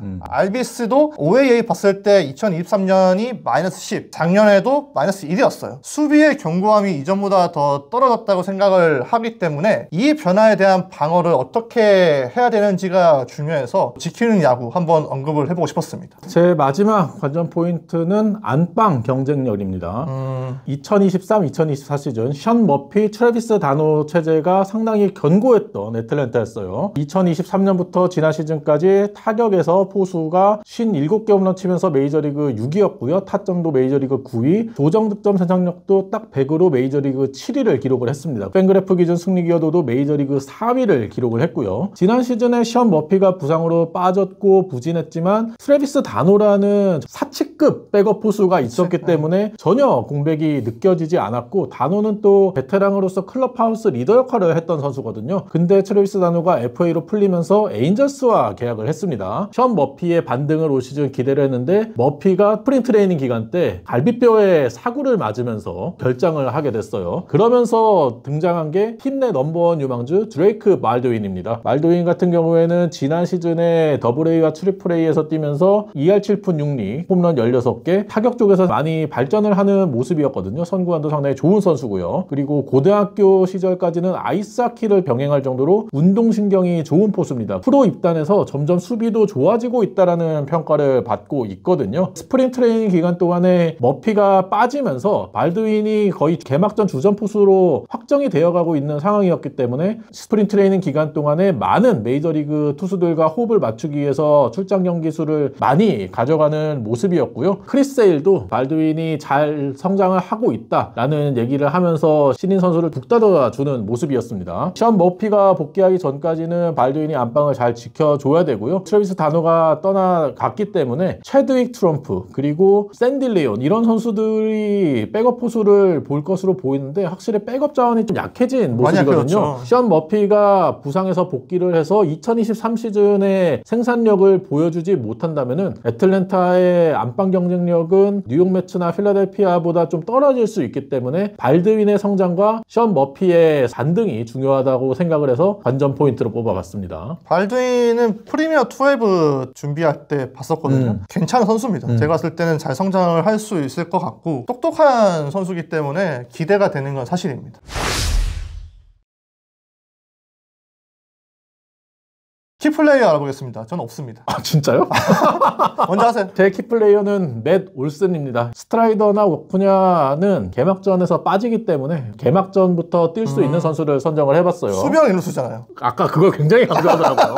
2023 시즌에 54개 홈런, 139타점 기록하면서 팀 역대 단일 시즌 최다 홈런, 최다 2위 타점을 기록을 하면서 커리어 시즌을 보냈습니다. 하지만 지난 시즌에는 타율도 2할 4푼 7리까지 떨어졌고 홈런은 반토막이 났어요. 29개, 타점도 100타점을 채 올리지 못했습니다. 지난 시즌 초반에 26경기 무홈런, 커리어 최장 기록을 찍었거든요. 그쵸. 그러면서 타석에서 굉장히 조급해졌다라고 얘기를 했어요. 홈런이 안 나오다 보니까 공을 지켜보기보다는 본능적으로 공을 치기 위해서 보이는 공마다 스윙을 하면서 성적이 떨어졌다라고 얘기를 했거든요. 그러면서 스윙 비율이 49.7%, 커리어 최고 수치 찍었고 체이스 비율도 28.7%, 커리어 최고 수치 찍었습니다. 하지만 시즌 막판으로 갈수록 다시 맷 올슨의 모습을 되찾는 듯한 모습이었어요. 마지막 33경기에서 타율이 3할 3푼 1리, 홈런도 8개 기록하면서 반등에 성공하는 모습을 보여줬거든요. 올 시즌에는 이러한 모습이 초반부터 나오면서 2023 시즌의 모습을 재현을 해야 된다라고 생각하고요. 아쿠냐가 복귀하고 출루율이 좋은 프로파가 상위 타선에 배치가 될 것으로 보이기 때문에 맷 올슨의 중심 타선에서 반등해주는 것도 중요하다라고 생각을 해서 키플레이어로 뽑아봤습니다. 제 키플레이어는 이희영입니다.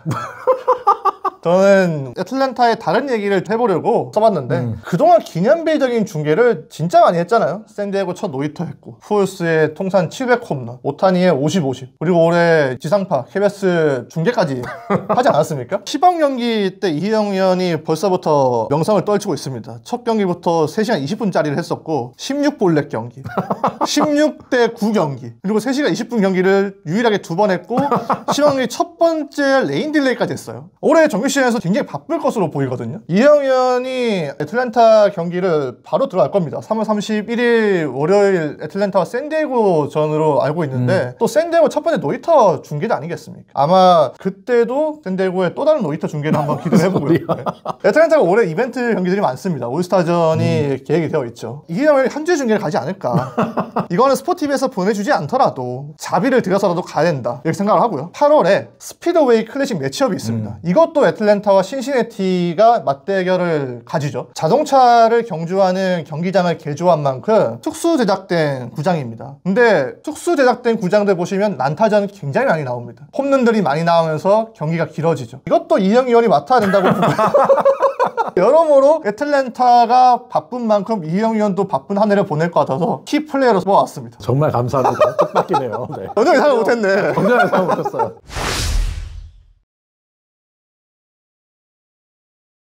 최고 제약 시나리오 알아보도록 하겠습니다. 제 최고의 시나리오는 정규 시즌은 2023, 포스트 시즌은 2021년을 재현한답니다. 아 진짜 입맛 들어갔다. 제가 작년에 애틀랜타 최고 최악 시나리오를 전부 다 이희영 의원의 삭발 공약을 걸었습니다. 근데 올해는 다르게 썼어요. 최고의 시나리오는 애틀랜타의 우승으로 이희영 의원이 100만 원 기부를 한다. 저희 와이프랑 한번 얘기해봐야 될 것 같은데요. 최악의 시나리오는 아쿠냐 스트라이더가 부상 후유증에 시달린답니다. 진짜 현실적이네요. 제 최악의 시나리오는 이희영 의원이 마이애미와의 격차를 살펴본답니다. 아니 애틀랜타 프리뷰만 하면 제 얘기만 나오겠는데 앞으로? 네? 앞으로 제 얘기만 나오겠어요. 아 얼마나 좋아요. 이희영 의원이 중심으로 가는 프리뷰였는데. 네.